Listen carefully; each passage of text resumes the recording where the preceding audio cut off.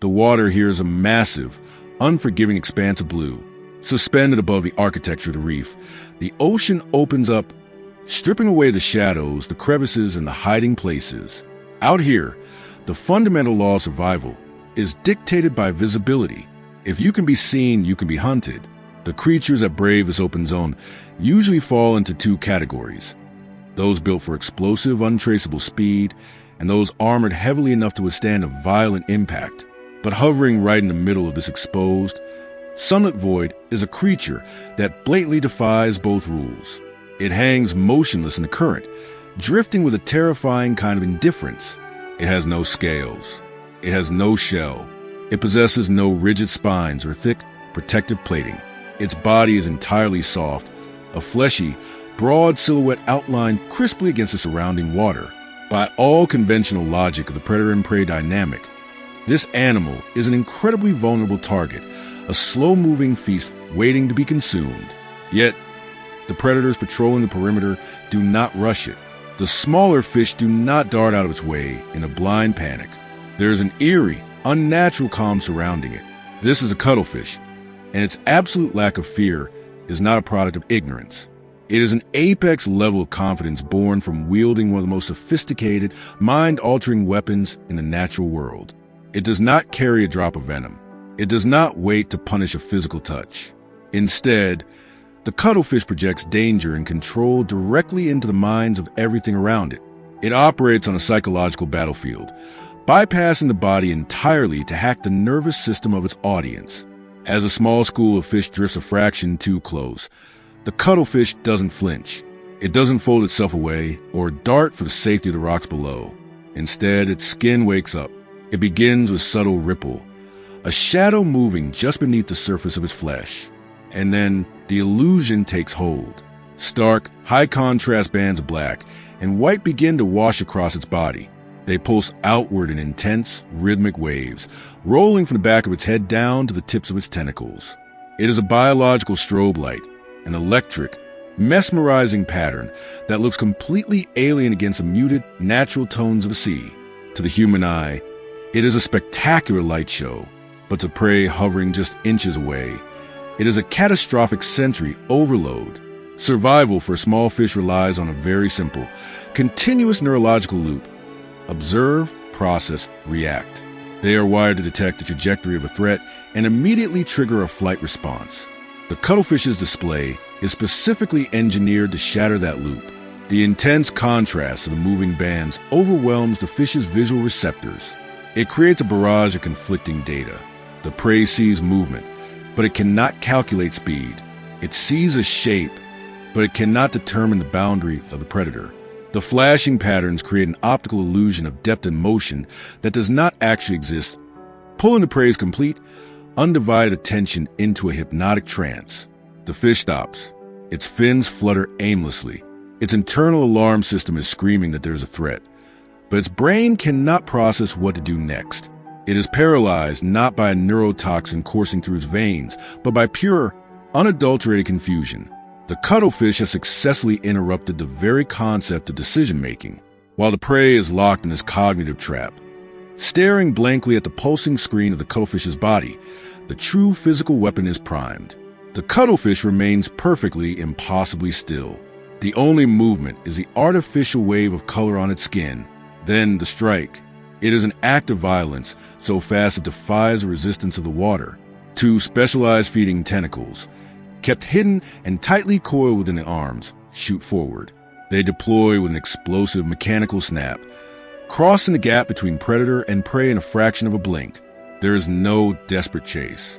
There is no frantic struggle, no thrashing of water to alert the rest of the reef. The suction cups at the tips of the tentacles lock onto the prey with absolute, inescapable grip. In the exact same millisecond, the tentacles violently retract, snapping the fish backward into the center of the cuttlefish's waiting arms. One moment the prey is hovering, lost in the hypnotic lights. The very next, it simply ceases to exist in the open water. The execution is entirely clean. It is a surgical removal of life from the ecosystem, leaving behind nothing but the fading ripples of strike too fast to be countered. This incredibly efficient method of hunting allows the cuttlefish to dominate an environment where ambush predators normally fail. Most predators that rely on surprise need to hide behind rocks or bury themselves in the sand. The cuttlefish hides in plain sight. It concentrates all its energy, all its physical exertion, into a single, localized microsecond of speed. The prey never reaches its top escape velocity because the cuttlefish ensures the prey never even realizes an escape is required. It is an interception of instinct. To execute this level of warfare requires an astonishing piece of biological engineering. The cuttlefish is a master manipulator of light, utilizing millions of specialized cells layered within its skin. The chromatophores act as the pigment sacs, expanding and contracting to flood the skin with color. Beneath them, iridophores and leucophores reflect ambient light, creating the shimmering, iridescent contrast that make the patterns pop with such unnatural intensity. But having the hardware is only half the equation. The true terrifying power of the cuttlefish lies in the software. Behind these flashing displays is an extraordinarily advanced nervous system. The cuttlefish possesses one of the largest brain-to-body ratios of any invertebrate on the planet.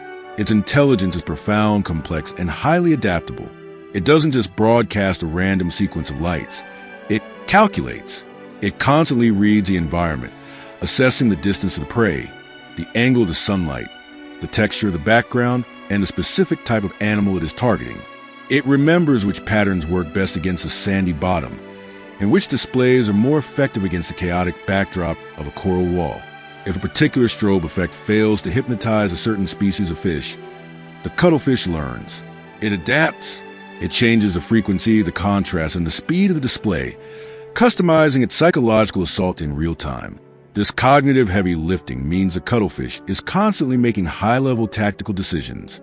When it grows larger and more confident, it sheds the conservative camouflage of its youth and leans into the arrogance of its visual dominance. It actively turns itself into a lure, weaponizing its own visibility. Even when confronted by something larger, a predator looking for a meal, the cuttlefish does not immediately retreat. It turns a flashing display outward, using the exact same tool as a terrifying warning. The chaotic, pulsing lights signal unpredictability to a predator. It breaks the recognizable silhouette of meal, causing the larger hunter to second-guess its strike. By the time the predator reorients its senses, the cuttlefish can seamlessly shift from a blazing strobe light into the exact color and texture of the rock behind it, vanishing into the architecture of the reef like a ghost. As the captured prey is subdued deep within its arms, the cuttlefish begins to power down. The aggressive, high-contrast waves of black and white slow their rhythm. The sharp edges of the pattern begin to blur, melting away as the skin settles back into the muted, shifting tones of the ocean current. The living screen goes dark. Around it, the reef resumes its nervous, endless pacing. The water is undisturbed. No lingering toxins drift in the current. No venom spreads through the water column. The weapon was deployed, it was lethal, and it vanished the moment it was no longer needed. This is a chilling reality of the cuttlefish. It proves that in the relentless arms race of the ocean, chemistry is not the only path to absolute power. You do not need to poison the blood if you can perfectly hijack the mind. You do not need to outswim your prey if you can simply convince them to stop moving. The cuttlefish stands as a masterclass in deception, a creature that has traded physical armor for neurological control. It is a reminder that the most terrifying threats in the deep are not always the ones with the sharpest teeth. Sometimes the most flawless, inescapable weapons are nothing more than a trick of the light, activated in the exact moment before everything goes dark. The pelagic zone is a realm of absolute exposure. Out here, away from protective architecture of the reef, the ocean is an infinite, multi-directional void.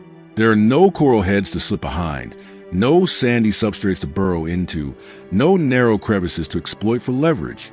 It is a world of pure, unadulterated blue, stretching endlessly in every conceivable direction. In this environment, survival is stripped down to its most brutal, fundamental mechanics. If you cannot fight, you must flee. And if you cannot flee, you will be consumed.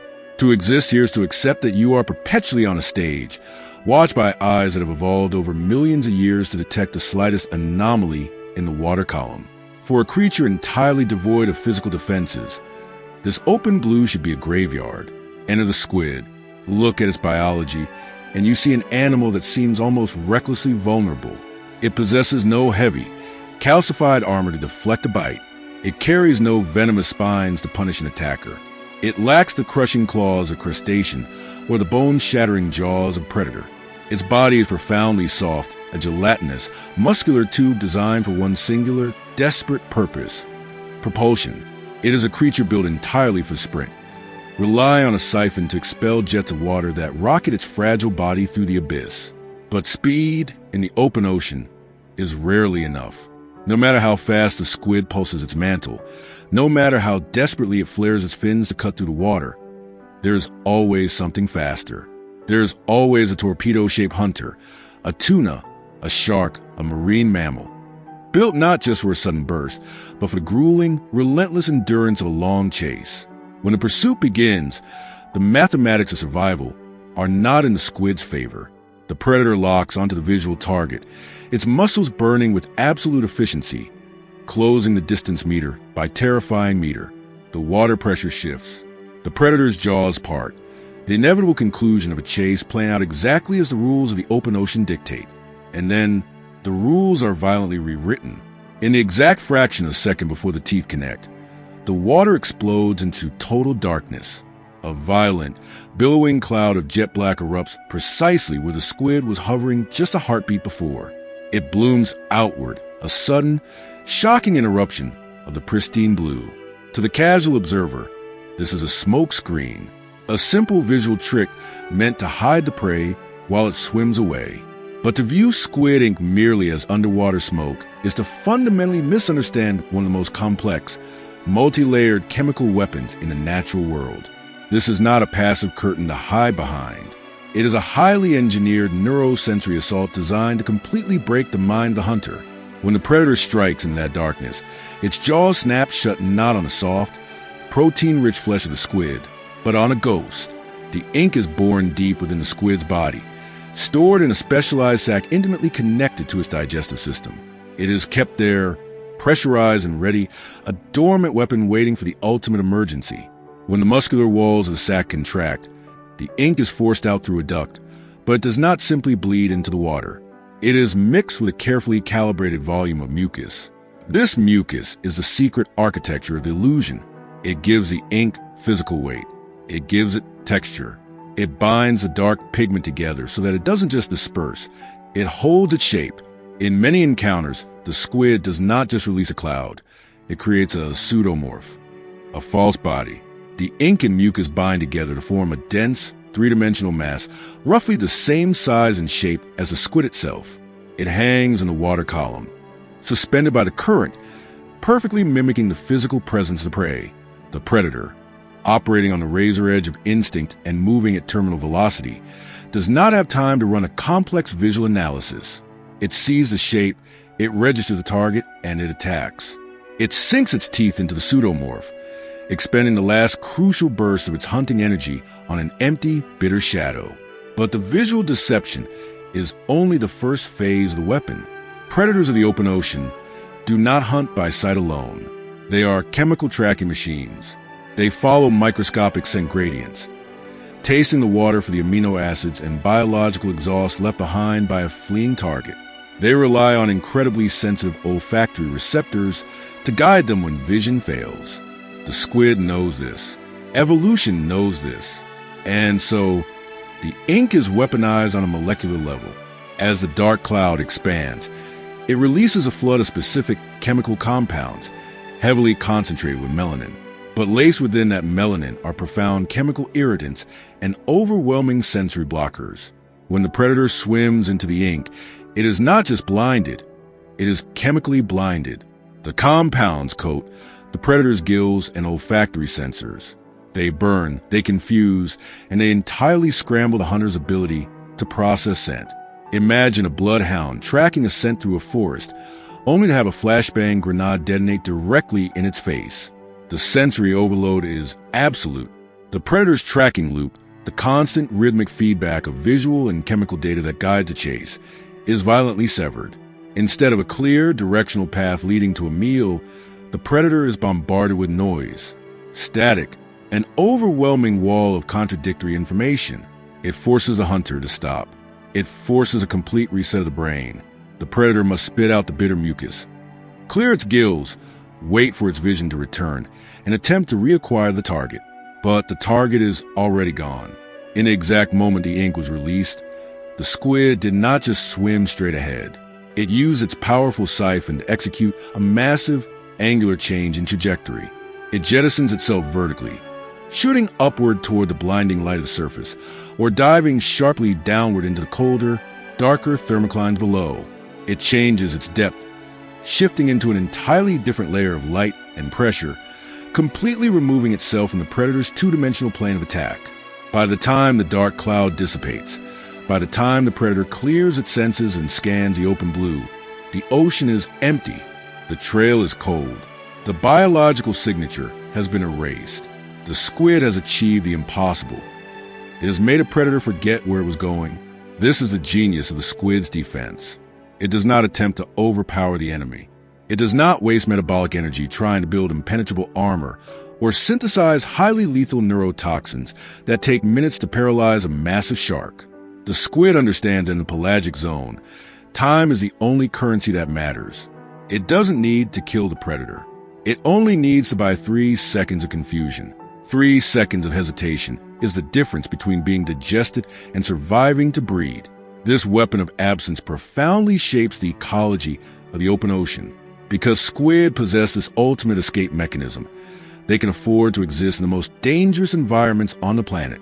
They can form massive, swirling shoals in the mid-water zones, migrating thousands of miles, feeding aggressively on smaller fish and crustaceans. They are an absolute cornerstone of the marine food web, serving as the primary fuel source for everything from deep-diving sperm whales to hyper-predatory tuna. Yet, despite being hunted by the most efficient killers Earth has ever produced, they are not eradicated. They thrive. They maintain their populations because their defense acts as a brutal evolutionary filter. Only the most adaptable, the most persistent, or the luckiest predators can successfully anticipate the ink, track the trajectory shift, and secure the kill.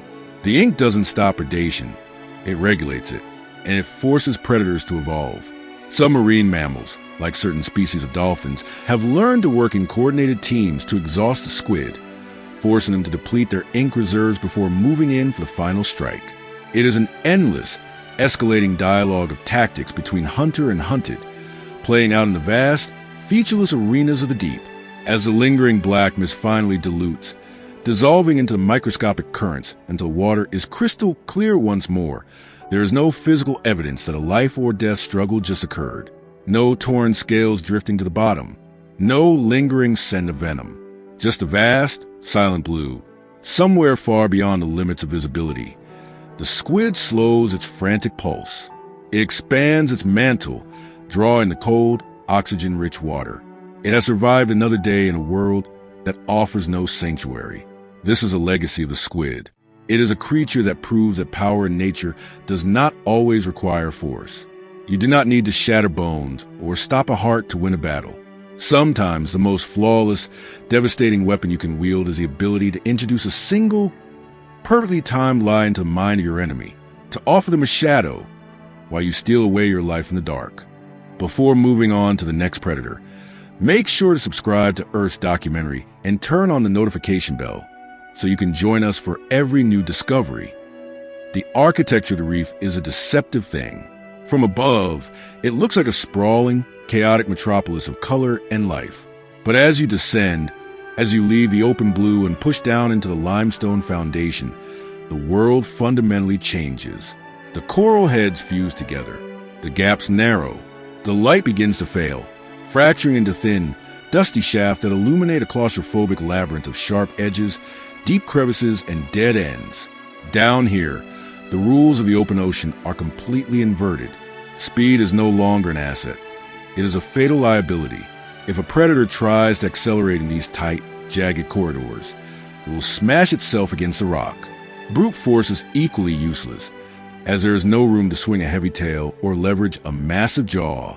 To hunt in the absolute margins of the reef, an animal must solve an entirely different physical equation. It must figure out how to navigate a space that is actively trying to crush it, and how to kill a target when there is absolutely no room for a struggle. Slipping through the dark, jagged fingers of the coral is an animal that has solved this equation with terrifying elegance. It does not swim so much as it flows. Its body is a continuous, perfectly smooth ribbon of muscle, laterally flattened from head to tail, to slice through the water with zero resistance. It does not possess the frantic, vibrating fins of the fish it hunts. It moves with a slow, deliberate undulation, bending around the sharp corners of the reef as if it were being poured into the crevices. This is a sea snake, and in the tight, unforgiving corridors of the benthic underworld, it operates with absolute, unchallenged authority. Most predators that wedge themselves into the rock, like the moray eel, do so through sheer, abrasive power. But the sea snake does not fight the reef. It conforms to it. It threads its way through the darkest, tightest spaces, its eyes positioned high on its skull, constantly scanning. It does not hunt blindly. It uses highly developed vision to read the subtle, shifting shadows of the coral, looking for the tiny anomalies that betray a hiding fish. A small reef fish is wedged deep inside a narrow fissure. It has backed itself into this corner precisely because it knows the larger, faster predators of the open water cannot reach it here. The fish believe the geometry of the rock is its shield. The sea snake registers the target. It does not coil. It does not display. It simply closes a distance with an unhurried, chilling inevitability. The head angles, testing the millimeter-tight clearance of the rock. And then the strike. It is not a spectacle. It is not a violent collision of predator and prey. The snake's head snaps forward just a few inches. The mouth opens. A pair of tiny, fixed fangs puncture the soft flank of the fish, and in a fraction of a heartbeat, it is over. But what happens next is the true signature of the sea snake's brilliance. It does not hold on. In the terrestrial world, we are conditioned to think of snakes as creatures of prolonged violence. Pythons rap and crush. Vipers strike and track. But here, in a space barely wider than a human wrist, holding on to a thrashing, panic fish is a terrible idea.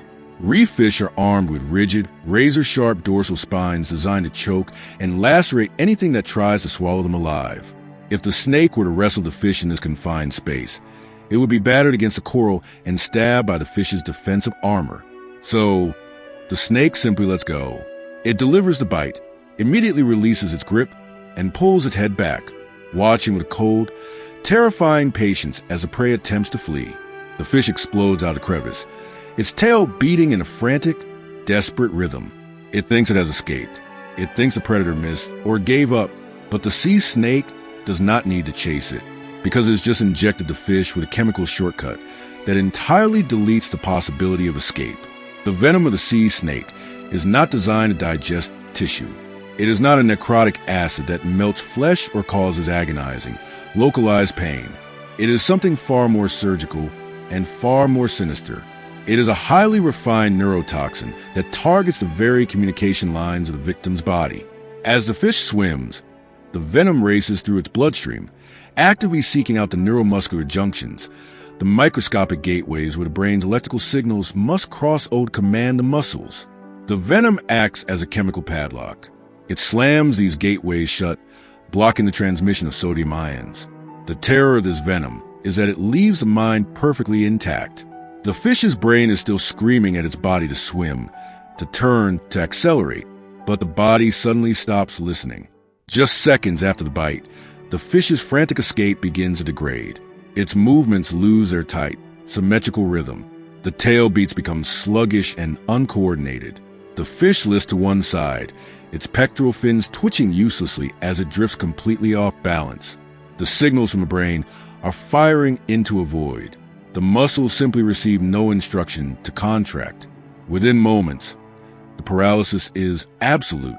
The fish hangs suspended in the water, entirely immobilized. Its gills may still flare weakly. Its eyes may still frantically process the environment, but it is locked inside a body that has become a tomb. Only now, when all the chaos and danger of the struggle have been chemically erased, does the sea snake move in. It approaches the paralyzed prey with a slow, methodical calm. There are no spines flared in defense. There is no thrashing to attract larger predators. The snake opens its jaws, aligns the fish's head, and begins to swallow it whole, a silent, effortless consumption in the shadows. This hunting strategy is an evolutionary masterpiece of energy conservation. By outsourcing the physical struggle to a chemical agent, the sea snake avoids the risk of injury and saves an immense amount of metabolic fuel. And it has to. The venom it produces is incredibly complex and metabolically expensive to synthesize in the specialized glands within its skull. Because of this, the sea snake is a master of venom economy. It does not waste its arsenal. The toxins are so unbelievably potent, so specifically keyed to the nervous systems of cold-blooded marine life, that it only takes a microscopic fraction of a drop to shut down a target. This terrifying efficiency is what allows the snake to dominate the labyrinth. It has engineered a way to hunt in a three-dimensional maze without ever having to outrun its prey. And the snake is built to stay in this maze for astonishing lengths of time.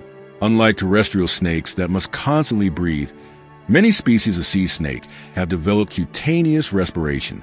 They can literally absorb oxygen directly from the water through their skin and expel carbon dioxide the same way. Their bodies act as giant, living gills. This means they do not have to constantly abandon their hunting grounds to break the surface for a breath. They can remain submerged, slithering to the dark corridors of the reef for hours on end, a permanent, silent threat woven into the very fabric of the coral. The presence of these reptiles fundamentally alters the psychological geography of the reef. The prey species know they're there. Through generations of evolutionary pressure, fish have learned to view the dark, narrow crevices not just as shelters, but as potential traps. They avoid certain holes. They hesitate before diving into the coral, caught in a deadly paradox. Stay in the open and risk the fast-moving sharks, or dive into the rock and risk the silent venom of the serpent. The sea snake shapes the distribution of life on the reef simply by occupying the shadows. When humans intersect with the sea snake, the encounters are rarely aggressive, but they're defined by a dangerous misunderstanding of the threat. Sea snakes are generally placid. They do not view humans as prey, and their fangs are relatively short. But when an accidental contact occurs, a diver placing a hand in the wrong crevice, or a fisherman hauling a net onto a deck, the resulting bite is uniquely terrifying. Because the fangs are small and the venom does not cause immediate, agonizing tissue damage, the bite is often practically painless. It might feel like nothing more than a tiny pinprick, easily dismissed as a scrape against a piece of sharp coral. There is no massive swelling. There is no burning fire to alert the victim that they had just been injected with one of the most toxic substances by weight on the planet. The danger lies in the delay. The victim may continue diving, swimming, or working, entirely unaware that the chemical padlock is already making its way through their nervous system. The symptoms arrive softly. A slight stiffness in the jaw, a heaviness in the limbs, a creeping sense of weakness that slowly, inexorably spreads toward the core of the body. By the time the victim realizes what has happened, the neuromuscular blockade is fully underway. Without immediate and intense medical intervention, the paralysis eventually reaches the diaphragm, and the body simply forgets how to breathe. It is an unimaginably quiet way to die, and it perfectly mirrors the sea snake's entire philosophy of survival. The sea snake does not need to be the biggest animal on the reef. It does not need to be the fastest or the most heavily armored. It has looked at the fundamental requirement of survival, the ability of prey to move, to react, to flee, and it has developed a way to simply turn that ability off. As the snake finishes its meal, its jaws realigning, its body swelling slightly with the digestion of the prey, it does not linger. It slides forward, pouring itself over a ledge and vanishing back into a dark fissure. The water behind it is completely still. No blood, no struggle, no sign that a life was just taken. In the crushing, claustrophobic corridors of the ocean, the sea snake proves that the ultimate form of dominance is not overwhelming force. It is the power to take away your enemy's ability to move long before they even realize the fight has begun. The architecture of the reef is governed by a strict, unforgiving visual code. If you are weak, you must be invisible. The vast majority of marine life dedicates an enormous amount of metabolic energy to the art of not being seen. They mimic the rough texture of limestone, they mirror the dappled light of the shallow waves, and they bury themselves in the shifting sands. In an environment where eyes are everywhere and hunger is constant, Blending in is the baseline requirement for staying alive. And then, crawling across the jagged, muted canvas of the coral, there is a biological paradox. It is a creature painted in colors so violently saturated they seem to tear a hole in the visual fabric of the ocean. Electric blues, searing magentas, neon yellows, and blinding whites. It moves with slow, almost agonizing deliberation, entirely exposed on the open rock. It possesses no heavy shell to retreat into. It has no articulated armor.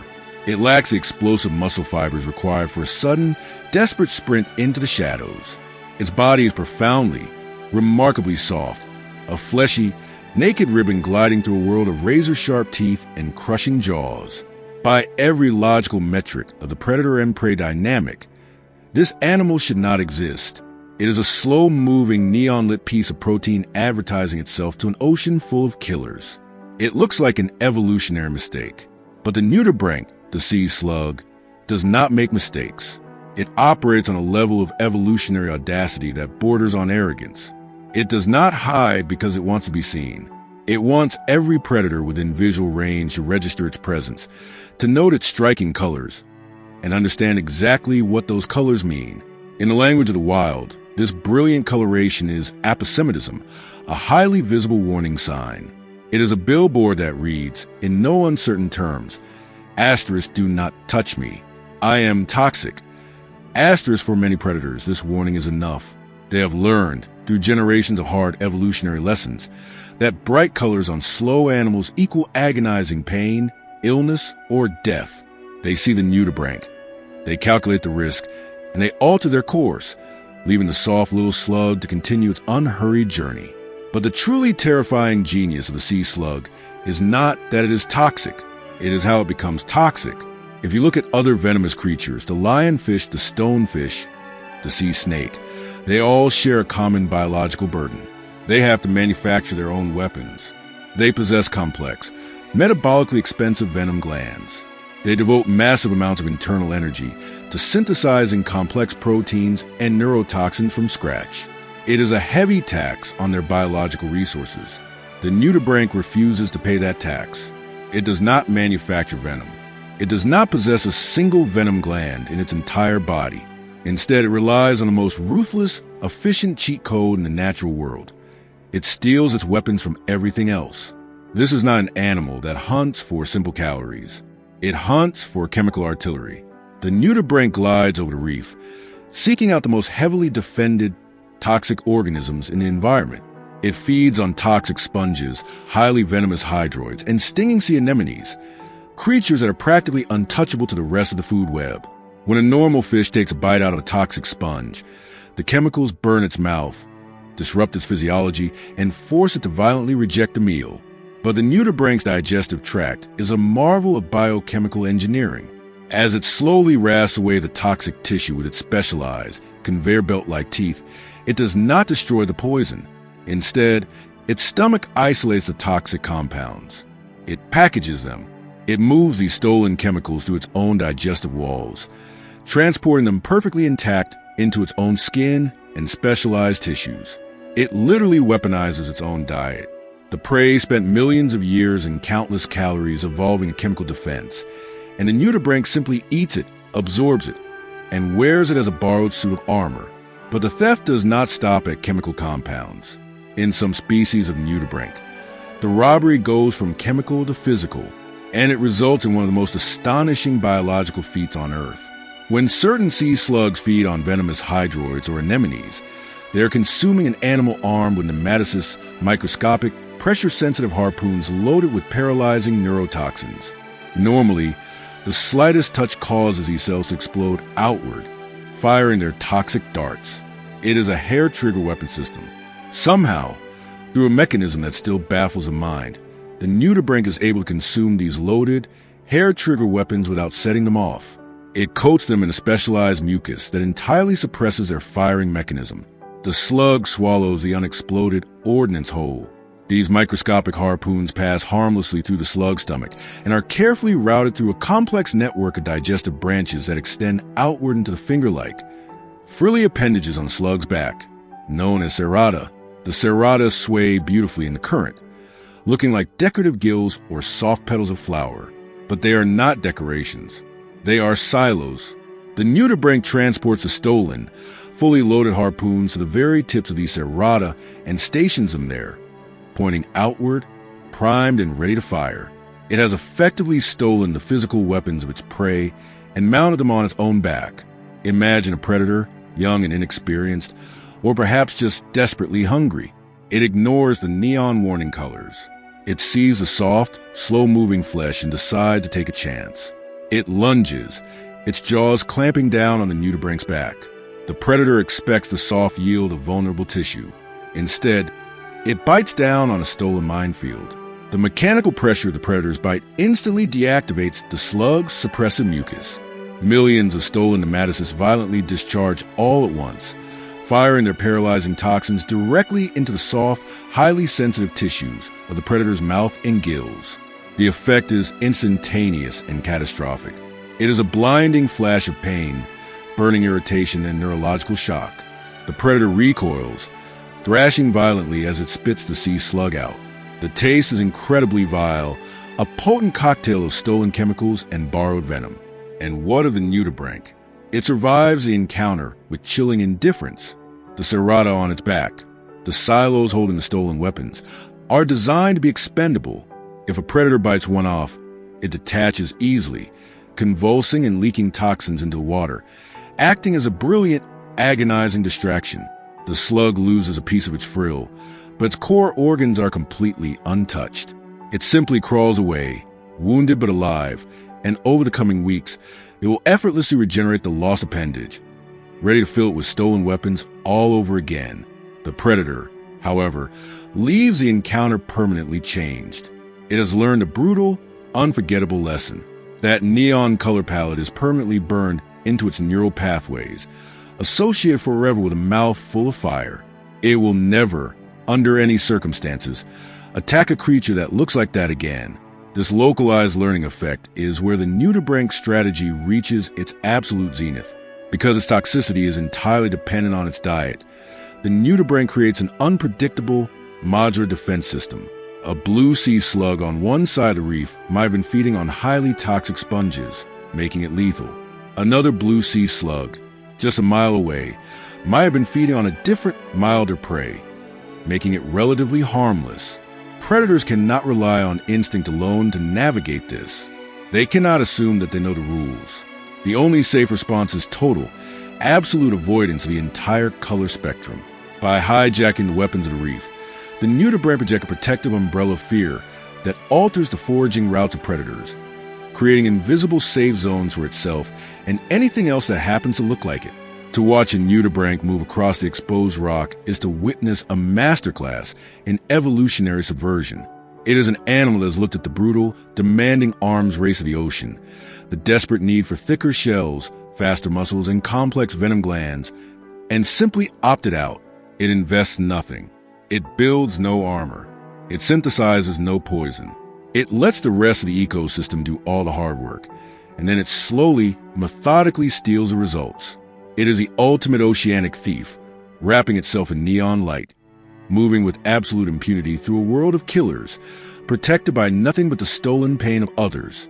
In the deep, survival doesn't always go to the strongest, the fastest, or the most heavily armed. Sometimes it goes to the one bold enough to walk through a minefield, pick up the explosives, and wear them as a crown. The upper layers of the reef project an illusion of absolute tranquility. Here, where the sunlight fractures through the surface and paints clean, shifting bands of gold across the shallow sand, the tension of the deep ocean seems to evaporate. The water is clear. The coral heads sit like ancient, undisturbed ruins. It is a space that feels casual, almost entirely devoid of the frantic, high-stakes chases that define the pelagic zones. Drifting through the sunlit architecture is an animal that perfectly embodies this illusion of peace. It does not swim with the silent, terrifying certainty of a shark. It does not possess the razor-thin hydrodynamic profile of a barracuda. Built to slice through the water like a thrown blade, its movement is, by all predatory standards, hilariously inefficient. It is round, awkward, and buoyant.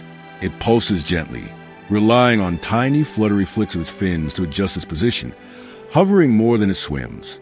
It approaches the open water with a lazy, unhurried deliberation, completely lacking the nervous twitch that governs almost every other small fish on the reef. It is the pufferfish, and it moves with a chilling, absolute confidence of a creature that simply does not expect to be challenged.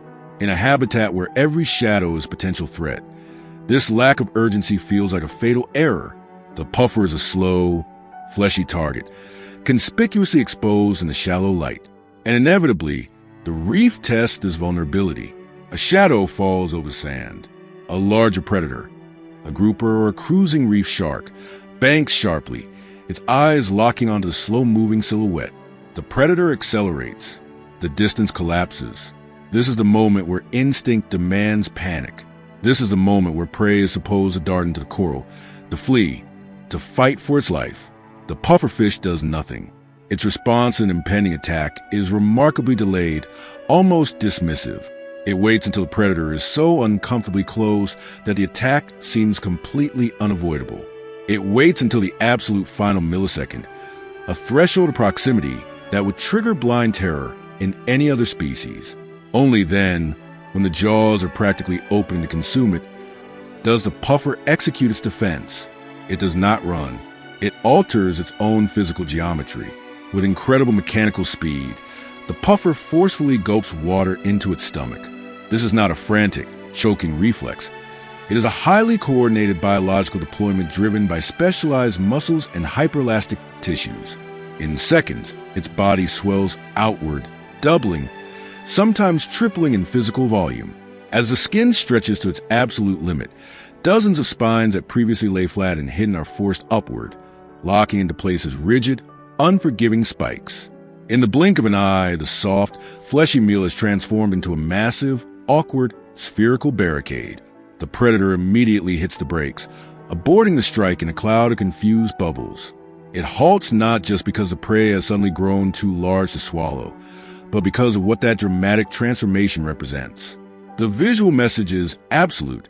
Asterisk, I am no longer food. I am a consequence. Asterisk. But the staggering physical transformation, the sudden inflation, the bristling spikes, is merely a theatrical distraction. It is the bluff. Many animals in nature puff themselves up to look larger and more intimidating when threatened. If size and sharp spines were the only thing protecting the slow, clumsy fish, a truly determined, heavily armored predator would eventually find a way to crush it.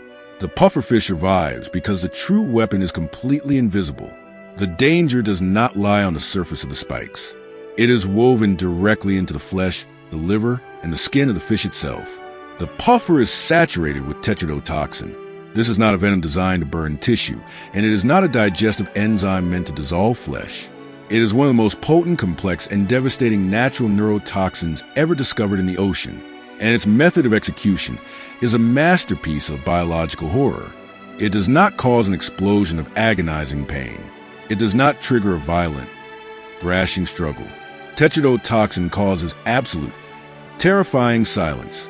If a predator ignores the spike warning and manages to take a bite, the toxin floods its system, immediately hunting down the microscopic architecture of the nervous system. For an animal to move, to swim, or even to breathe, electrical signals must travel from the brain down the nerve fibers and cross tiny gateways, sodium channels, to tell the muscles to contract. Tetrodotoxin is a chemical key perfectly shaped to jam those gateways. It blocks the sodium channels entirely. The electrical signal from the brain rushes down the nerve and simply hits a dead end. The results of the predator are catastrophic, and they happen in agonizing slow motion. The first thing to fail is fine motor control. The predator's fins stop, responding with their usual crisp precision. Its swimming becomes erratic, then sluggish, then profoundly heavy. As the chemical blockade spreads, the muscles go entirely slack.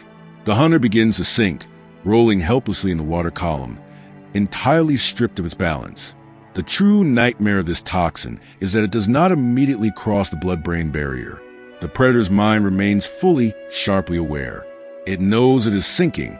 It knows it is dying. But its body has become completely deaf to its commands. In the final stage, The neurotoxin reaches the respiratory muscles. The gills stop flaring. The diaphragm ceases to function. The predator simply suffocates in the open water, sinking to the seabed without a single visible wound, without a drop of blood spilled, destroyed entirely from the inside out. This horrifying mechanism of death ensures that puffers are almost never attacked twice by the same predator. The cost of mistake is simply too high. Even if a larger predator takes a small, non-lethal bite, the resulting hours of partial paralysis, confusion, and terrifying vulnerability act as a permanent, burning lesson. The reef learns. Predators possess memory, and it quickly associates the distinct, awkward swimming style and the rounded silhouette of the puffer with catastrophic illness. They give the puffer a massive, invisible berth. The puffer does not need to swim away from danger, because the danger actively parts to let through.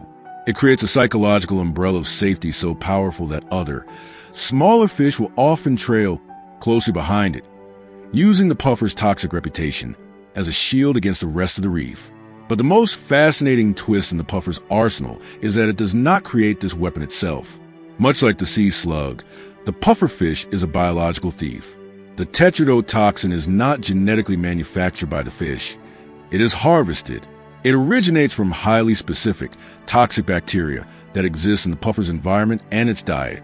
As the puffer grazes on small invertebrates, it consumes these bacteria, carefully isolating and accumulating the toxin within its own internal organs over the course of its life.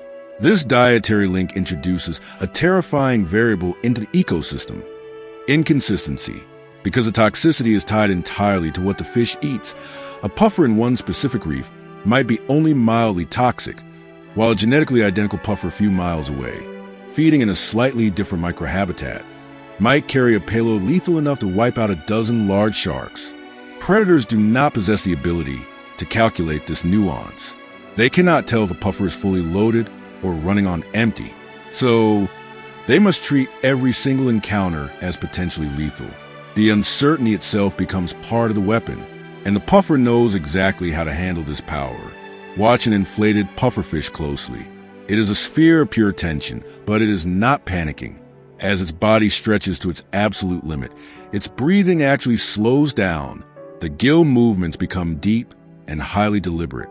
It knows that to panic, to hyperventilate while inflated, would be to risk circulating its own internal toxins too rapidly, or to lose its carefully managed buoyancy. It remains perfectly composed, floating like a spiked mine, waiting with infinite patience until predator finally loses its nerve and swims away. Only when the water is entirely clear does the puffer gradually release the stored water, shrinking back down to its unassuming, clumsy shape. Humans, in our endless pursuit of dominance over the natural world, have looked at this flawless evolutionary defense and decided to turn it into a game. In parts of the world, the flesh of the pufferfish fugu is prepared as an extreme culinary delicacy. It is the ultimate manifestation of human arrogance, an attempt to dance on a razor's edge, a neurochemical trap. The preparation requires years of rigorous, obsessive training. The chef must carve the edible flesh away from the lethal liver and skin with absolute microscopic precision. There is zero margin for error. A single slip of the knife, a trace amount of the toxin left on the meat, and the human diner experiences the exact same horrifying sequence as the reef predator: the numbness in the lips, the heavy limbs, the fading of the breath. And because it is a fundamental disruption of the body's electrical code, there is no antidote. You simply rely on a life support machine to breathe for you, hoping your body can clear the blockade before the damage becomes permanent. It is a stark, brutal reminder that the puffer's weapon does not care about the size of the attacker, the sharpness of their teeth, or the complexity of their brain. From an evolutionary standpoint, the pufferfish has executed the ultimate shortcut. It realized that investing biological energy into outswimming a shark or outmuscling a barracuda was a losing game. So it bypassed the concept of speed and strength entirely. It found a chemical hack that levels the playing field against every single creature in the ocean. By weaponizing the very electrical code that makes life possible, the pufferfish enforces a boundary that nothing dares to cross. It does not need to hunt. It does not need to strike. It simply exists, drifting to the shallow light with lazy, untroubled flicks of its fins, carrying within its soft body the terrifying power to turn any movement into absolute, eternal stillness. The topography of the seafloor here offers absolutely zero forgiveness. It is a vast, uninterrupted expanse of pale, shifting sand and pulverized shell. There are no towering coral structures to break the line of sight. There are no deep, shadowed crevices to wedge a soft body into. It is a biological wasteland, an open arena where the fundamental mechanics of the food web play out with brutal, naked transparency. If you find yourself caught in this exposed terrain, the rules are rigidly binary. You must either bury yourself deep beneath the substrate, or you must be capable of moving faster than the things that want to kill you. To linger here, completely exposed, is an invitation to be consumed. Yet, moving across this desolate, featureless plain is an animal that actively mocks these rules. It is a creature entirely devoid of physical defenses. It has no internal skeleton to give it leverage. It lacks the calcified, crushing armor of a crab. It does not possess the explosive, darting speed of pelagic fish. It is quite literally a soft, gelatinous sack of highly nutritious protein, a walking, defenseless meal dragging itself across the most dangerous stage on Earth. Or, at least, that is what it appears to be for a fraction of a second. This is the mimic octopus, and its survival strategy is so profoundly advanced, so deeply rooted in psychological warfare and cognitive manipulation, that it effectively rewrites the laws of predator and prey. It does not survive the open sand by fighting. It does not survive by hiding. It survives by fundamentally altering the reality of everything that looks at it. The mimic octopus does not wield a physical weapon. It weaponizes doubt. A shadow falls across the barren sand. A mid-sized predator, a snapper or a cruising trevally, registers a soft, undulating movement on the seafloor below. Instinct fires. The predator banks sharply, locking its vision onto the vulnerable target. The geometry of the chase is simple. There is nowhere for prey to run, and there is nowhere for it to hide. The predator begins its descent, accelerating to close the gap. The octopus senses the shift in water pressure. It sees the approaching threat, but it does not ink. It does not launch into a frantic, jet-propelled retreat. Instead, it stops dead on the sand, and its body begins to melt. The soft, bulbous mantle flattens out, compressing against the seafloor until it is razor-thin. The 8 arms, previously sprawling and chaotic, snap tightly together, pointing backward to form a smooth, teardrop silhouette. The color of its skin aggressively shifts, perfectly matching the speckled, granular textured sand. In less than a second, the octopus has erased its own anatomy. It is no longer a cephalopod. It has adopted the exact shape, swimming motion, and profile of a toxic flatfish, a banded soul. It begins to undulate across the bottom, gliding with the precise, rippling motion of the venomous fish. The predator hits a wall of cognitive dissonance. The target locked onto, a soft, harmless octopus, has simply vanished from the visual field. In its place is a creature that the predator knows, through generations of hardwired evolutionary memory, to be highly unpalatable and potentially dangerous. The predator hesitates. It slows its descent. The calculation in its brain shifts from hunting to risk assessment. But the octopus is not done. The predator continues to hover, unsure, circling the flat, rippling shape. It is getting too close. The flatfish illusion is no longer enough to guarantee safety. So, the octopus changes the script again. It stops gliding. It pulls its body upward, abandoning the flattened posture entirely. The arms unravel, spreading outward into a wide, menacing starburst.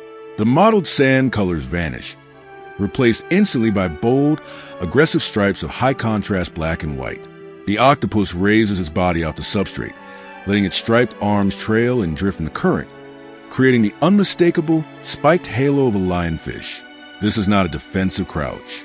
This is an arrogant, territorial display. The octopus begins to drift slowly through the open water, mimicking the lazy, untouchable confidence of one of the most venomous creatures on the reef. The predator recoils. This is no longer a moment of confusion. It is a moment of recognized terror. A lionfish carries highly toxic, agonizing venom in its dorsal spines. To bite a lionfish is to invite excruciating pain, tissue necrosis, and potential starvation. The predator's brain pulls a file on that specific visual pattern: the stripes, the flared appendages, the slow movement. And the biological mandate is absolute. Abort the strike. The predator turns and swims away, unwilling to bet his life on a meal that suddenly looks like a mouthful of poison needles. The octopus slowly settles back down onto the sand. The lionfish illusion dissolves. The arms tuck back in. The threat has been neutralized, without a single drop of venom being spilled, without a single calorie wasted on a high-speed chase. This sequence of events is a staggering display of biological hacking. The mimic octopus is not merely blending into the background. It is actively broadcasting false information. It is exploiting the trauma of the ecosystem. To fully understand the gravity of this weapon, you must understand the economy of defense in the ocean. Evolving a chemical weapon is brutally expensive. For a stonefish to manufacture its neurotoxins, or a pufferfish to sequester its lethal payload, massive amount of metabolic energy must be diverted. These animals pay a heavy, constant physiological tax to remain deadly. The mimic octopus pays absolutely nothing. It is an evolutionary parasite, feeding off the biological investments of other species. It lets the lionfish, the flatfish, and the sea snake do the hard work of teaching the reef to be terrified. It lets those animals inflict the pain, deal the agonizing lessons, and build the deep evolutionary fear that permeates the minds of predators. And then the octopus simply downloads that fear and wears it as a mask. But wearing the mask requires hardware of unimaginable complexity. Because it lacks a rigid skeleton, the octopus is a hydrostatic marvel. It can contort its muscles, stretch its skin, and redistribute its mass in ways that defy vertebrate logic. Millions of chromatophores, iridophores, and leucophores act as living pixels, expanding and contracting to instantly render new textures and colors across the canvas of its skin. Yet, the true terrifying power lies in the software. The brain of the mimic octopus is an analytical supercomputer operating in real time. This is not a blind reflex. The octopus does not just cycle through random shapes when it gets scared. It demonstrates profound situational awareness. It reads the environment. It identifies a specific type of predator approaching. It calculates the terrain. And then it makes a conscious tactical decision about which lie will be the most effective in that exact fraction of a second. If the octopus is crossing a wide, open stretch of exposed sand, it knows that the flatfish or the lionfish are most contextually accurate illusions. But what if it needs to enter a dark, occupied burrow to search for food? A lionfish wouldn't make sense sliding into a hole. So it executes a different protocol. The octopus approaches a narrow crevice in the coral rubble, a hole likely occupied by an aggressive, territorial damselfish or an armed crustacean. To simply shove its soft head into the dark would be to invite a blinding strike. Instead, the octopus anchors six of its arms tightly against the rock, changing their color to blend perfectly with the stone, rendering them practically invisible. It then takes its two remaining arms, turns them stark black and white, and slips them into the dark hole, undulating them with a slow, serpentine rhythm. To whatever is hiding inside that hole, the visual data is horrifying. It is not an octopus at the door. It is a highly neurotoxic lethal banded sea snake, sliding into the crevice. The territorial occupant panics and flees deep into the rock or bolts out the back exit, entirely abandoning its home to the illusion. The octopus then casually pulls itself inside, secure and unchallenged, having evicted the resident with nothing more than a puppet show. The success of the strategy hinges on a terrifying vulnerability. It only works if the audience has been traumatized. If you would take a mimic octopus and place it in an ecosystem where lionfish and sea snakes do not exist, its greatest weapon would be entirely useless. A predator that has never experienced the agonizing sting of a lionfish will look at the flared, striped display of the octopus and see nothing but a strange, slow-moving meal. The octopus's survival is inextricably bound to the collective memory of the predators around it. It relies on the fact that the ocean is a dangerous, unforgiving place, and that the predators themselves are deeply afraid of making a mistake. In this way, the mimic octopus weaponizes the very concept of doubt. When a predator hunts, it relies on certainty. It needs to know that the shape it is tracking is prey. By constantly shifting its identity, The mimic octopus introduces a lethal degree of hesitation into the predator's processing loop. In the shallow waters where these octopuses hunt, hesitation is the currency of life and death. A predator that pauses for 2 seconds to analyze a shifting shape is a predator that has lost its momentum. The mimic octopus lives exclusively in those 2 seconds of doubt. It creates a psychological minefield. A predator swimming over the sand flats can no longer trust its own eyes. Is that undulating shape a harmless flatfish, or is it an octopus? Is that striped mass a deadly lionfish, or a fleshy cephalopod? The cognitive load of constantly guessing, of constantly risking a fatal dose of venom on a bad bet, exhausts the predator. Over time, they become conservative. They stop taking risks on anything that looks even remotely ambiguous. They begin to avoid the sand flats altogether, leaving the mimic octopus to forage in absolute peace. This is the zenith of nonviolent warfare. There is no clash of teeth against armor. There is no desperate deployment of blinding ink. There is no agonizing injection of venom into the bloodstream. The mimic octopus defeats its enemies entirely within the theater of the mind. It proves that you do not need to be the most dangerous creature in the ocean to survive. You simply need to convince the ocean that you might be. As the current sweeps over barren sand, lifting the fine grains of slow, suspended cloud, the octopus alters its shape one last time. The bold stripes fade into the mottled, chaotic texture of crushed shell. The arms pull inward, the body flattens, and the edges of its mantle press down into the substrate. With a subtle shiver, it tosses a thin layer of sand over its back. In a breath, it is gone. It has not left the area. It has not retreated to a fortress of rock. It has simply chosen to cease existing as an octopus. The predators will continue to circle overhead. The sharks will patrol the deeper edges. The rays will glide over flats. They are armed with razor-sharp teeth, crushing jaws, and lethal barbs. They are the undeniable physical masters of this environment. But beneath them, resting quietly on the sand, is an intelligence that has rendered all their physical power completely obsolete. The mimic octopus does not fear the teeth or the venom of the reef. It has studied them, it has cataloged them, and it uses them. It is a creature that has recognized that reality is malleable, that perception is fragile, and that the greatest, most absolute weapon in the entire ocean is a perfectly executed lie. The foundation of the coral reef is a world built entirely out of jagged edges and claustrophobic shadows. As you descend past the vibrant, sunlit terraces and the bustling schools of brightly colored fish, the architecture begins to collapse inward. The wide, open corridors of the upper reef narrow into a dense, punishing labyrinth of stone. Here, where the light struggles to penetrate, the geometry of the environment dictates the rules of engagement. Speed is a useless metric in a space barely wider than a forearm.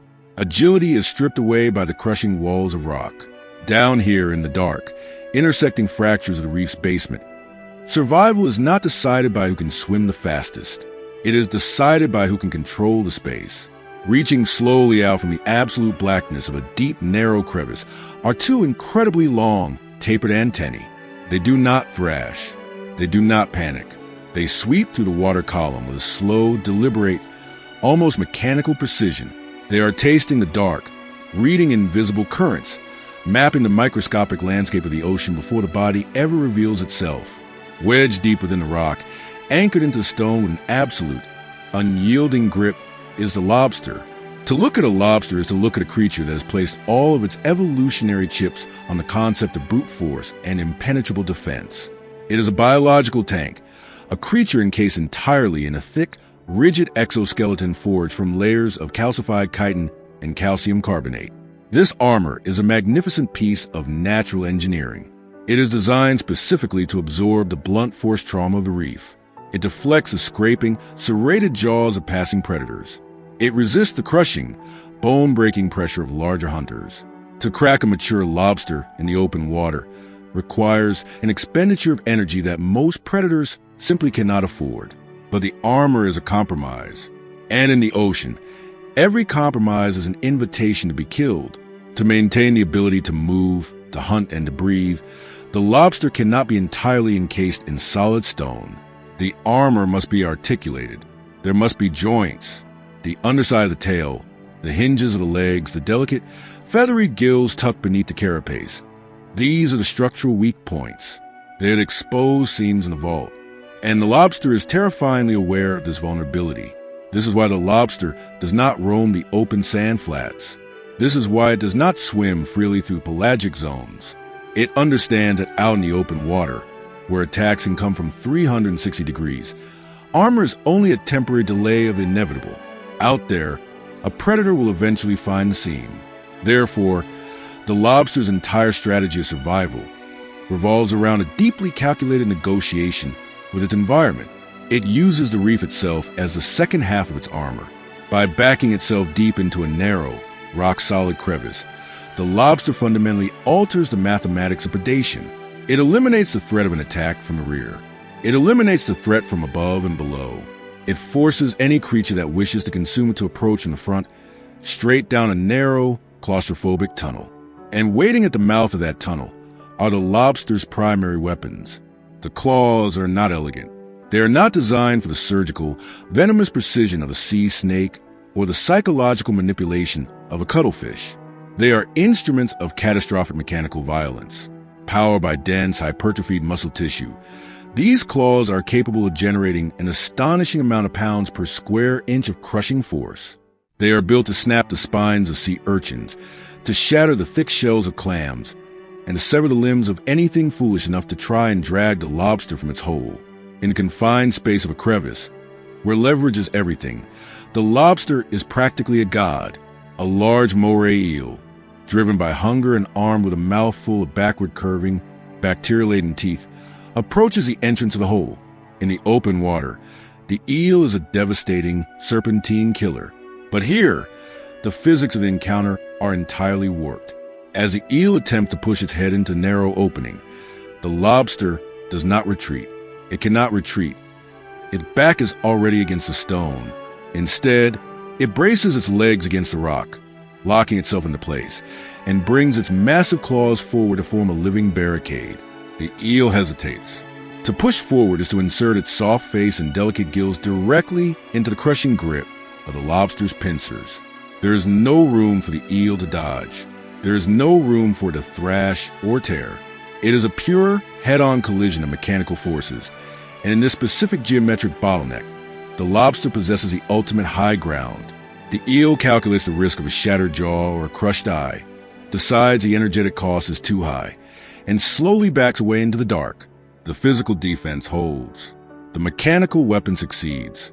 But the reef is not just a physical battlefield. It is a world saturated with chemical warfare. And the lobster's heavy, calcified plating offers absolutely zero protection against chemistry. As the antennae continue their slow, sweeping arcs through the water, they pick up a faint, chilling signature dissolving into the current. It is not the scent of a heavily muscled fish. It is not the scent of a scavenging crab. It is a complex, almost invisible chemical ghost. An octopus is hunting nearby. For the lobster, the octopus represents the ultimate, terrifying subversion of its entire defensive philosophy. The octopus possesses no bones. It has no armor to shatter. It is entirely fluid, capable of pouring its soft, highly intelligent body through the tiniest cracks in the limestone. If the moray eel is a battering ram, the octopus is a noxious, suffocating liquid. If the lobster is caught out in the open by an octopus, the encounter is almost inevitably fatal. The octopus does not try to crush the lobster's shell. It understands the architecture of the armor better than the lobster itself. The octopus uses its 8 incredibly strong, sucker-lined arms completely envelop the lobster, pinning the massive claws against the carapace, rendering them useless. It then uses its highly sensitive appendages to probe the armor, actively seeking out the soft, vulnerable joints. Once the seam is found, the octopus does not use physical force. It uses venom. At the center of the octopus's arms is a sharp, parrot-like beak. It delivers a microscopic, surgical bite directly into the lobster's exposed joint. Saliva, heavily laden with complex neurotoxins and digestive enzymes, floods into the lobster system. The venom specifically targets the neuromuscular junctions. Within minutes, the lobster's massive, heavily muscled claws go completely slack. The legs weaken. the powerful, articulated tail, capable of launching the lobster backward at incredible speeds, simply stops responding. The armor remains completely intact. Not a single plate of calcium carbonate has been cracked. Yet, the animal inside is entirely paralyzed, helpless as the digestive enzymes begin to soften its tissues from the inside out.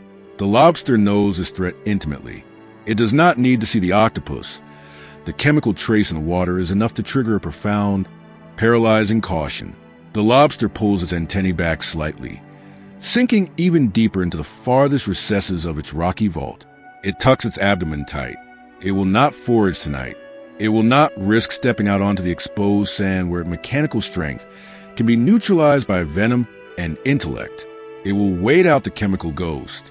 This hyper-awareness of the chemical landscape governs every single aspect of the lobster's existence. Its survival is not merely about possessing thick armor. It is about knowing exactly when that armor is completely irrelevant. Lobsters are profoundly sensitive to the chemical composition of their environment. They use their antennae and highly specialized hairs on their legs to constantly sample the water for amino acids, pheromones, and the lingering residue of venom. When they search for a new shelter, they do not just look for a hole that fits their body. They smell the hole. If a crevice carries a lingering scent of a moray eel or the faint, toxic signature of an anemone that has recently fired its nematocysts, the lobster will reject the shelter. It will choose exposure over a contaminated fortress. It is a constant, exhausting negotiation. The lobster must feed. It must leave the absolute safety of the rock to scavenge on the reef floor, crushing sea urchins and hunting small, slow-moving invertebrates. But every time it steps out of the crevice, the timer begins. It must balance its intense need for calories against the terrifying reality that it is walking into an open chemical minefield, dragging a heavy physical shield that cannot stop a neurotoxin. When humans interact with lobsters, we fundamentally misunderstand the nature of the animal. Because we haul them out of the water, dragging them into our atmosphere where their heavy bodies cannot be supported by buoyancy, we view them as slow, sluggish, almost comically clumsy creatures. We look at their thick shells and assume they are slow-moving scavengers that simply rely on being too difficult to chew. But this is an illusion created by the removal of their context. Place a human hand near a defensive lobster in its natural, aquatic environment, and the perception changes violently. Without the drag of gravity, those massive claws fire with a speed that defies belief. The mechanical force they can instantly apply to a soft human finger is devastating. They can crush bone, sever tendons, and lock down with a grip that requires industrial tools to pry apart. There is no venom in the lobster's pinch. There is no creeping paralysis, no burning neurotoxin rushing toward the heart. It is pure, unadulterated physics. It is leveraged muscle and sharp, calcified edges working in perfect unison. The danger of a lobster is the danger of underestimation. Humans are so conditioned to fear the invisible poisons of the ocean, the sting of the jellyfish, the barb of the ray, the bite of the snake, that we forget that blunt force trauma is still a highly effective evolutionary strategy. The lobster does not need to poison you. It only needs to catch you in the wrong space, at the wrong angle, and apply a pressure that your biology was never designed to withstand. Yet, for all of mechanical brilliance, the lobster remains a creature bound by limits. It sits precisely at the intersection where the physical rules of the reef collide with the chemical rules of the reef. As the night progresses and the chemical trace of the octopus slowly dilutes into nothingness, swept away by the changing tide, the lobster finally begins to stir. The long antennae slide out of the darkness once more, sweeping the water, verifying the all clear. Cautiously, methodically, the heavy, armored body steps forward, emerging from the rock to patrol the edges of the sand. It holds its claws low, positioned perfectly to strike or to defend. Every joint is shielded. Every movement is calculated. It is a walking fortress moving through a world of invisible poisons and silent assassins. The lobster is the ultimate testament to the reality of the ocean. It proves that there is no such thing as a perfect defense. Armor can be bypassed. Force can be outmaneuvered. Survival does not belong to the creature with the thickest shell, nor does it belong to the creature with the deadliest venom. Survival belongs to the creature that perfectly understands the limitations of its own weapons. The lobster endures not just because it can crush a skull, but because it knows exactly when to hide in the dark and let the invisible terrors of the reef pass it by. The current breathes across the reef in a slow, rhythmic surge, lifting and dropping the surrounding water like a massive, invisible lung. Attached to the hard, unyielding limestone is a structure that seems completely out of place in this violent, hyper-competitive ecosystem. It sways with the water, a cluster of soft, translucent fingers reaching upward, bending gracefully with the tide. It lacks the sharp, menacing angles of the coral. It has no teeth. It has no articulated armor. To the passing eye, it looks like a delicate piece of underwater foliage, a decorative burst of color in a world of stone. But the ocean does not grow gardens. It grows traps.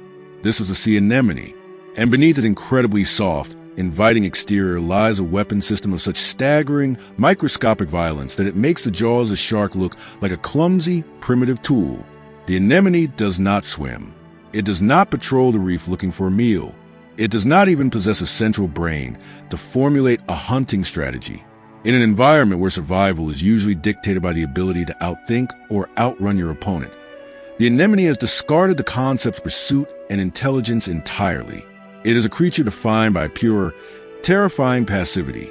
It waits, but it does not wait with the calculated, coiled tension of a striking snake. It waits like a loaded minefield, a tiny silver fish darting nervously away from the shadow of a larger predator. Seeks the illusion of shelter. It banks toward the swaying, plant-like structure, mistakenly believing that the soft, undulating tentacles offer a place to hide. The fish does not crash into the anemone. It barely even brushes it. The contact is nothing more than a whisper of fin against a single, translucent petal. In the macro world, nothing appears to happen. But at the microscopic level, the apocalypse has just been unleashed. The entire surface of every single tentacle is paved with hundreds of thousands of highly specialized cells called nematocysts. These are not muscles. They are autonomous, pressurized capsules, and inside each one is a tightly coiled, microscopic harpoon tipped with a devastating neurotoxin. These harpoons are not fired by a conscious decision. They do not wait for a nerve signal to travel from a brain to a limb. By the time a nerve signal could cross the distance, a fast-moving fish would already be gone. Instead, the anemone relies on a hair-trigger mechanism governed purely by physical contact and specific chemical cues. The exact millisecond the fish's fin brushes a tentacle, the chemical signature of its skin unlocks the trigger. The response is driven by extreme osmotic pressure stored within the cell. The capsule violently ruptures, and the microscopic harpoon explodes outward. This is not a metaphor. It is one of the fastest cellular actions known in all biology. It fires with an acceleration that generates forces millions of times the pull of gravity. Before the fish's brain can even register that it has touched something, thousands of these barbed, toxic needles have already smashed through its scales, penetrating deep into its exposed skin and highly sensitive gill tissues. The payload is delivered instantly. The anemone's toxins are incredibly sophisticated. They do not rely on brute force tissue destruction. They are precision saboteurs. The chemical compounds flood the fish's system, immediately attacking the ion channels in the cell membranes. They hijack the electrical signals required for movement. The fish does not have time to struggle. It does not have time to turn and flee. Its fins lock in a rigid, violent spasm. Its breathing becomes frantic and erratic as its gills seize up. The electrical grid of its body has been completely short-circuited. It is instantly, irrevocably paralyzed. With the prey immobilized, the illusion of a gentle plant finally breaks. The soft, swaying tentacles begin to curl inward with a slow, inescapable mechanical grip. They fold over the paralyzed fish, dragging it downward toward the central mouth opening hidden at the base of the tentacles. Digestion begins almost immediately, the anemone dissolving its prey externally before fully absorbing it into its simple, sac-like body. What makes this system so evolutionary brilliant is its absolute, chilling efficiency. The sea anemone expends zero energy searching for food. It burns no calories chasing down prey. It does not even use energy to aim its weapons. Because the entire surface of the animal is armed, it does not matter what angle the prey approaches from. Every single centimeter is a loaded gun, and this arsenal is entirely self-renewing. The nematocysts are manufactured continuously. If a tentacle brushes against a piece of floating debris and accidentally fires 1,000 harpoons, the cells are seamlessly replaced. Even if a predator manages to bite off a piece of the anemone, the loss is irrelevant. The structure simply regenerates, replacing the lost tissue and arming it with fresh, microscopic armory. It is an infinitely reloading fortress. Because of this brutal automatic defense, the anemone alters the very geography of the reef around it. Fish are not intelligent in the human sense, but they are incredibly observant. They learn the topography of danger. They recognize the distinctive, swaying silhouette of the tentacles, and they carve out wide, invisible perimeters. Grazing herbivores detour around the anemone. Mid-sized predators abruptly alter their patrol routes, terrified of being shoved into the tentacles during a high-speed chase. The anemone becomes a spatial anomaly, a localized dead zone where the normal rules of traffic are violently suspended. It dictates the movement of the ecosystem simply by refusing to move itself. But in biology, there is a countermeasure for every absolute rule. Amidst this terrifying perimeter of death, where every other species steers clear, a flash of bright orange and stark white cuts directly through the water. A clownfish swims straight into the heart of the minefield. It does not hover cautiously at the edge. It plunges deep into the undulating tentacles. It rubs its body against the loaded harpoons. It sleeps buried within the deadly frills. The anemone, a creature that reacts with explosive violence to the slightest touch of fin, does absolutely nothing. The thousands of hair triggers remain silent. The harpoons stay locked in their capsules. The clownfish moves with complete, untouchable impunity. This is not a truce. The anemone has no brain with which to negotiate. The clownfish has not tamed the monster. It has simply hacked the monster's targeting system. The secret lies in the clownfish's skin. It is coated in an incredibly specialized, highly complex layer of mucus. This mucus lacks the specific chemical compounds that normally scream fish to the anemone sensors. Furthermore, the mucus actually mimics the anemone's own chemical signature. When the clownfish brushes against the tentacles, the anemone's biological triggers touch the fish, read the chemical data, and essentially conclude, "I am touching myself." The firing mechanism is bypassed. The clownfish becomes a ghost to the anemone's sensory network. But this immunity is not granted at birth. It is earned through a terrifying trial by fire. When a juvenile clownfish first seeks out a host anemone, it cannot just dive in. Its mucus layer is not yet calibrated. It must execute a painstaking, high-stakes dance of acclimation. It approaches the tentacles, allowing the absolute barest graze against its fins. It retreats. It approaches again, touching slightly more of its body to the lethal surface. With every microscopic sting it endures, its body analyzes the anemone's specific chemistry and rapidly alters the composition of its own mucus. One careless movement, one plunge too deep before the mucus is ready, and the juvenile will be instantly paralyzed and consumed just like any other fish. The margin for error is zero, but if the dance is successful, the clownfish builds a perfect chemical cloak. Once established, this relationship becomes one of the most famous and successful symbioses in the ocean. It is a brilliant exchange of services.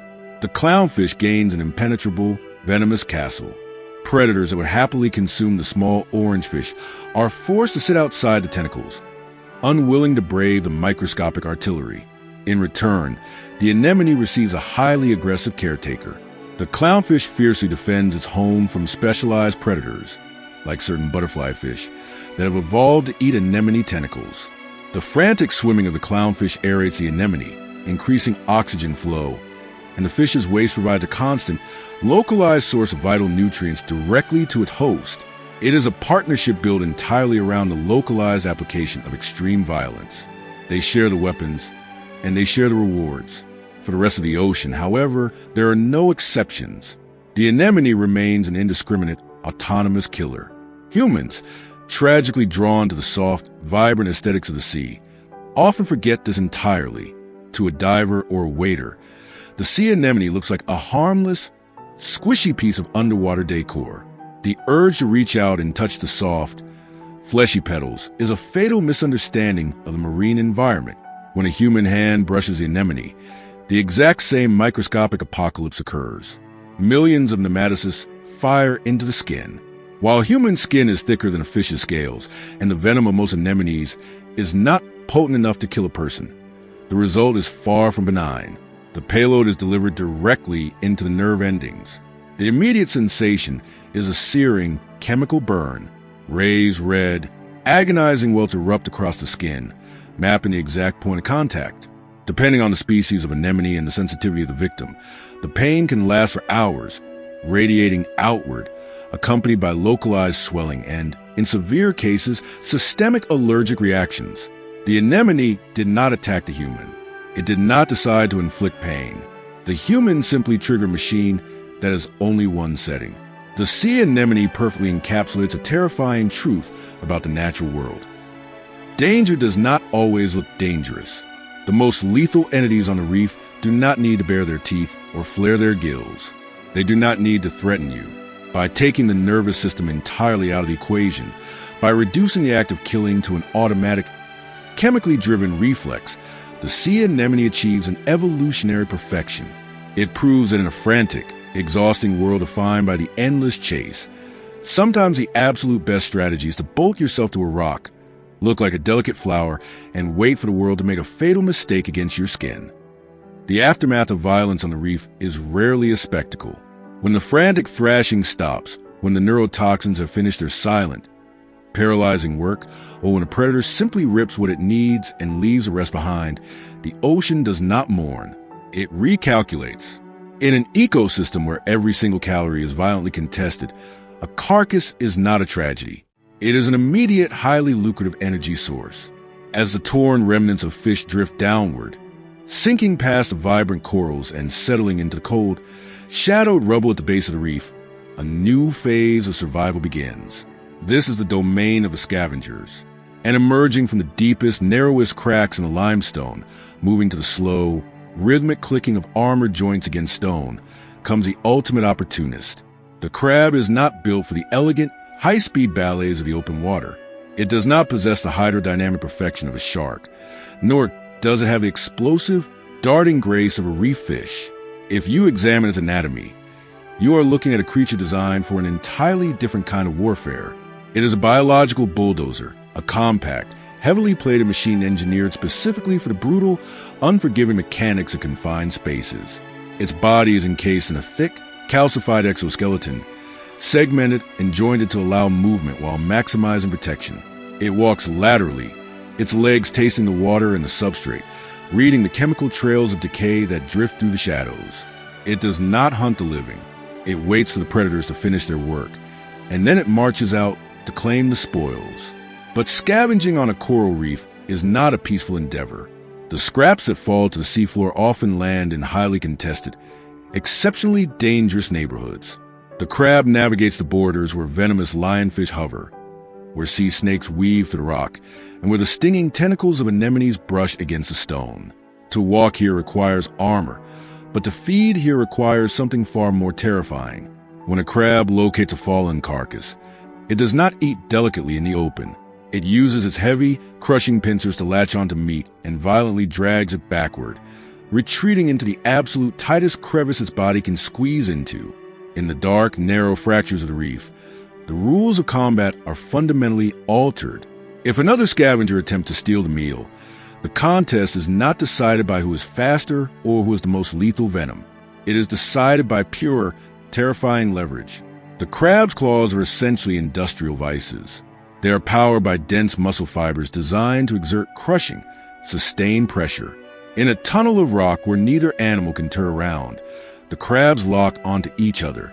It is a brutal, grinding war of attrition. Shells crack, antennae are severed, limbs are ripped entirely from their sockets. The fight ends only when one animal is physically dismantled or yields the space. This mechanical brutality is how the crab secures its food. But the true, unreal weapon of the crab is not mechanical at all. It is what the crab is actually eating that turns it into a master of the reef's invisible battlefield. Consider the prey that falls to the seafloor. Often, it is a fish that has been killed by the staggering neurotoxins of sea snake, or the agonizing venom of a stonefish. Perhaps it is a piece of a highly toxic sponge torn loose by the current, or a nudibranch that has been ripped apart but rejected by a predator. The flesh is saturated with lethal, complex chemistry. It is biological hazardous waste. If a normal predator were to consume this meat, the lingering toxins would flood its system, causing agonizing sickness, paralysis, or death. The crab eats it anyway. It tears into the poisoned flesh, shoving the contaminated meat into its mandibles. And miraculously, it does not die. Through millions of years of evolutionary adaptation, many species of reef crabs have developed an astonishing internal resilience to the chemical weapons of the ocean.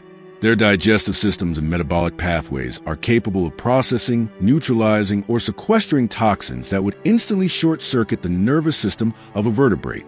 The crab does not just endure the poison, it absorbs it. As it feeds on the toxic detritus of the reef, the chemical compounds are moved out of its digestive tract and stored deep within its own tissues. It accumulates the neurotoxins, the heavy metals, and the burning chemical deterrents of the animals that died before it.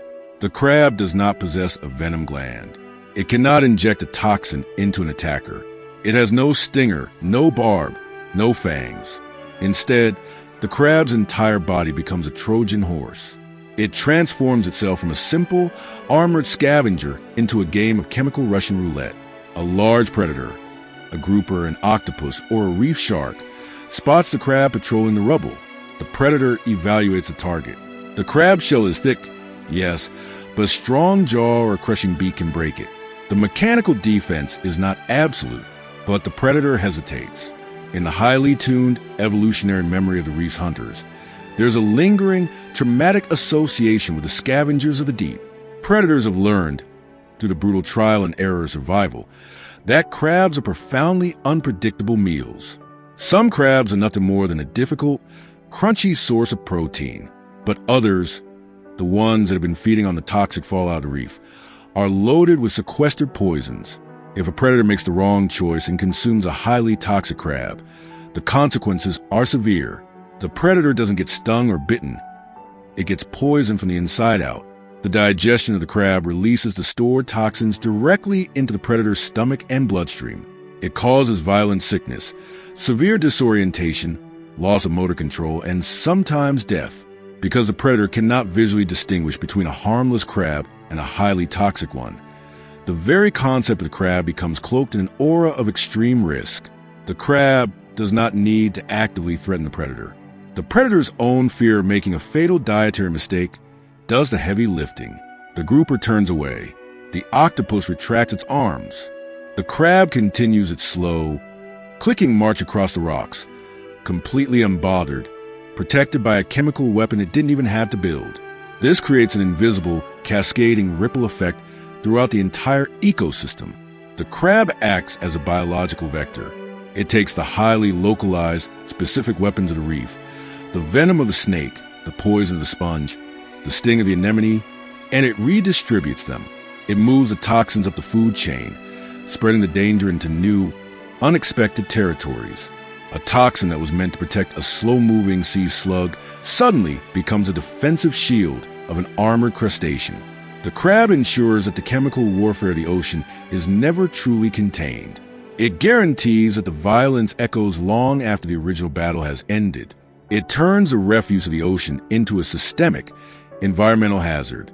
This unseen dynamic is where humans most frequently and tragically intersect with the crab's unreal weapon. To a human fisherman or coastal forager, a crab is simply seafood. It does not look dangerous. It does not hiss. It does not bear fangs in its claws, while painful are a known physical threat that can be easily managed.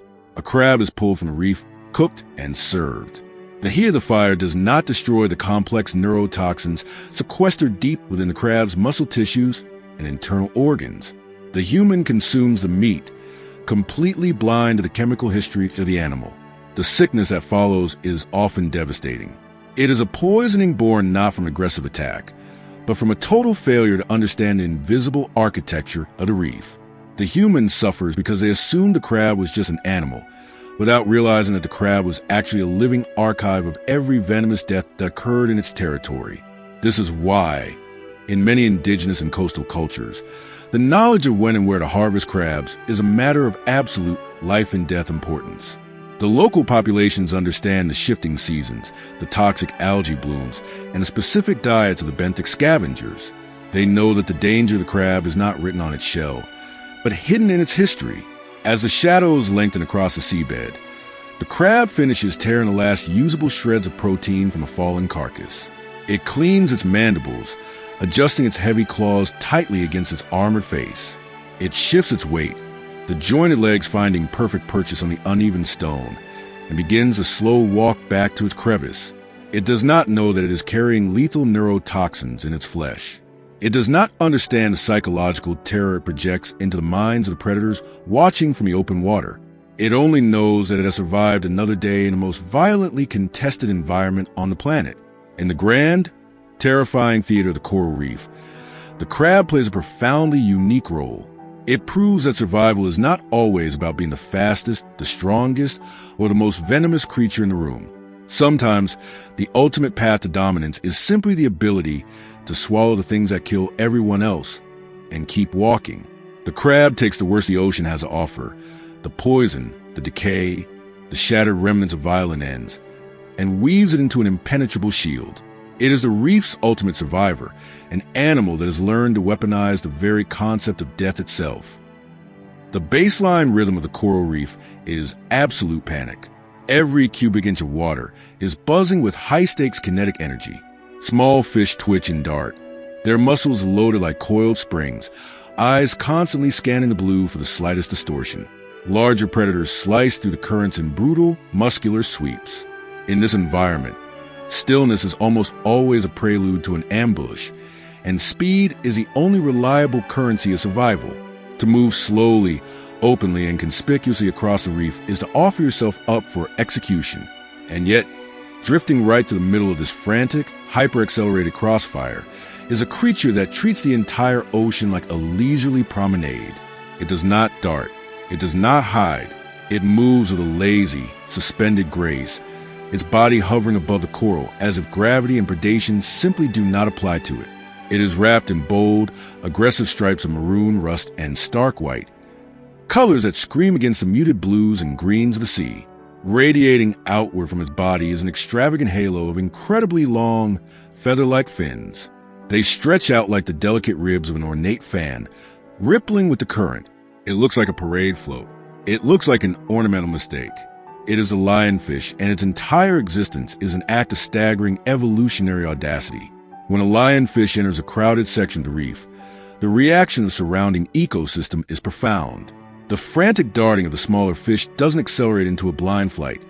Instead, it condenses. They compress inward, backing themselves against the coral. Predators that rely on high-speed pursuit, jacks, groupers, snappers, pause their patrols. They watch the slow, flamboyant intruder, but they do not strike. The lionfish is completely surrounded by animals that could easily outswim it, and yet it enjoys a level of absolute freedom that is almost unheard of in the wild. It holds a terrifying kind of diplomatic immunity. To understand why the lionfish commands this space, you have to look at how it hunts. It is a predator, but it completely rejects the traditional metrics of a chase. Because it cannot outrun its prey, it has engineered a way to hunt using nothing but geometry and psychological pressure. The lionfish spots a cluster of small damselfish hovering nervously near a coral outcropping. It does not launch a surprise attack. It approaches slowly, methodically angling its body. As it closes the distance, it unfurls those massive, translucent pectoral fins, spreading them out to their absolute maximum wingspan. To the prey, this creates a horrifying visual wall. The lionfish does not snap its jaws or lash its tail. It simply glides forward, an encroaching barrier of striped flesh and feather-like rays. The prey's escape routes are suddenly blocked. The lionfish adjusts its fins with microscopic precision, hurting the smaller fish, pressing them tighter and tighter against the unyielding wall of the reef. It is a psychological terror of slow inevitability. The prey fish are caught in a shrinking universe. They hesitate, terrified to dash past the looming, spiked perimeter of the lionfish's outstretched arms. And in that tiny fraction of a second of hesitation, the trap closes. The lionfish does not bite its prey. It opens its cavernous mouth and violently expands its buccal cavity. This action creates a massive, instantaneous vacuum in water. The pressure drops so rapidly that the prey is simply sucked out of the water column and swallowed whole. There is no struggle. There is no tearing of flesh. The fish vanishes into a void, consumed by a predator that never had to break a sweat. But this elegant slow-motion hunting strategy comes with a massive glaring flaw. To hunt this way, the lionfish must expose itself in open water for extended periods of time. While it is slowly herding small fish, it is a glaringly obvious target for larger hunters. Why doesn't a shark or a massive grouper simply swim up and swallow the lionfish while it's distracted? Because the lionfish's flamboyant fins are not just visual fencing. They are an unassailable defensive perimeter. Rising sharply from the lionfish's back are a row of rigid, needle-like dorsal spines. More spines guard the pelvic and anal fins. These are not just sharp bones. They are highly evolved delivery systems for a devastating cocktail of neurotoxins. Running down the length of each spine are deep, glandular grooves packed with venomous tissue. The brilliance of this weapon is its utter passivity. The lionfish does not have the muscular equipment to inject venom like a snake. It does not need to. It uses the predator's own momentum against it. If a larger fish attempts to bite the lionfish, the mechanical pressure of its own jaws pushing down on the spines forces the venom up through grooves and directly into the puncture wounds. The predator essentially poisons itself, and the venom is exquisite in its cruelty. It is not necessarily designed to kill a massive predator. Killing takes too much venom and too much time. Instead, it is designed to cause instantaneous, blinding, agonizing pain. The neurotoxins trigger massive inflammation, localized tissue distress, and a systemic shock that overwhelms the predator's nervous system. For a hunter that relies on flawless coordination to survive, experiencing this kind of sudden, blinding agony is catastrophic. The predator spits the lionfish out immediately, its mouth burning, its senses scrambled. The injury might impair its ability to hunt for days, pushing it to the brink of starvation. In the high-stakes economy of the reef, a meal that fights back with that level of pain is simply written off the menu permanently. The predators learn. The entire reef learns. They see the bold, striped pattern, they see the outstretched fins, and they recognize the physical manifestation of agonizing consequence. This is a true, unreal weapon of the lionfish. It is not the venom itself, but the permission the venom grants. Because its defense is so absolute, the lionfish is freed from the paralyzing anxiety that governs every other creature in the ocean. It does not need to invest metabolic energy in staying alert, hiding in shadows, or preparing to flee. It reallocates all of that saved energy into sustained, methodical hunting and relentless reproduction. It moves through the water with the quiet, chilling arrogance of an untouchable monarch. This localized evolutionary perfection, however, becomes an apocalyptic nightmare when the rules of the ecosystem are broken. In its native waters of the Indo-Pacific, the lionfish exists in a balanced tension. The predators have evolved alongside it for millions of years. They know the rules, and while they leave the adults alone, there are checks and balances on the juveniles. But human interference has rewritten the map. Through the exotic pet trade, the lionfish was introduced into the waters of the Atlantic, the Caribbean, and the Gulf of Mexico. When you drop an animal armed with a flawless, passive defense into an ecosystem that has never seen it before, the result is biological devastation. The native predators of the Atlantic, the sharks, the massive groupers, the barracudas, look at the slow, floating lionfish and they do not see a threat. They have no evolutionary memory of the agonizing spines. But after a few disastrous attempts at eating them, the native predators learn the exact same lesson as their Pacific counterparts. They back off. The lionfish, completely stripped of any natural population control, realizes it has entered an endless buffet where nothing can stop it. It employs its slow, herding tactics against native prey fish that have absolutely no instinct to fear the striped, floating fan. The native fish don't recognize the visual fencing. They don't flee. They just get vacuumed into the void. The lionfish consumes juvenile reef fish, vital crustaceans, and the young of commercial species with insatiable, unchecked gluttony, expanding its territory with terrifying speed, shielded at all times by a halo of toxic needles. It is the ultimate realization of chemical warfare. a weapon so perfect it allows a single species to conquer an entire hemisphere simply by floating through it. When humans accidentally intercept this weapon, the consequence is a stark reminder of our fragility. Divers, snorkelers, and fishermen are rarely attacked by a lionfish. The fish doesn't charge. But human hands are clumsy, and the ocean is unpredictable. A diver reaches out to steady themselves on a rock, misjudging the distance to a resting lionfish. A fisherman tries to untangle a striped catch from a net. The needle penetrates the skin with horrifying ease. The venom follows instantly. Victims describe the pain as a sudden, localized explosion of fire that rapidly radiates up the limb. It is an intense, throbbing agony that makes the joints ache and the skin sweat. In severe cases, the neurotoxins can cause nausea, dizziness, breathing difficulties, and temporary paralysis of the affected limb. It is rarely fatal to a healthy adult, but commands profound, enduring respect. The human, much like the reef predator, learns very quickly that a creature that moves slowly and dresses loudly is not an easy target. It is a creature that has eliminated the need to run. The lionfish hovers over the reef, completing its slow, methodical circuit. It adjusts its pectoral fins, catching the current, drifting downward toward a new cluster of coral. The water around it remains perfectly still. There is no blood in the water. There is no frantic chase. It simply glides, an impenetrable fortress wrapped in delicate, translucent ribbons. In a world dictated by the brutal physics of speed and muscle, the lionfish proves that true power is not the ability to outrun your enemies. True power is forcing the entire ocean to step aside and let you pass. It is a chilling realization that the most dangerous weapon is not the one used to attack, but the one that ensures you never have to.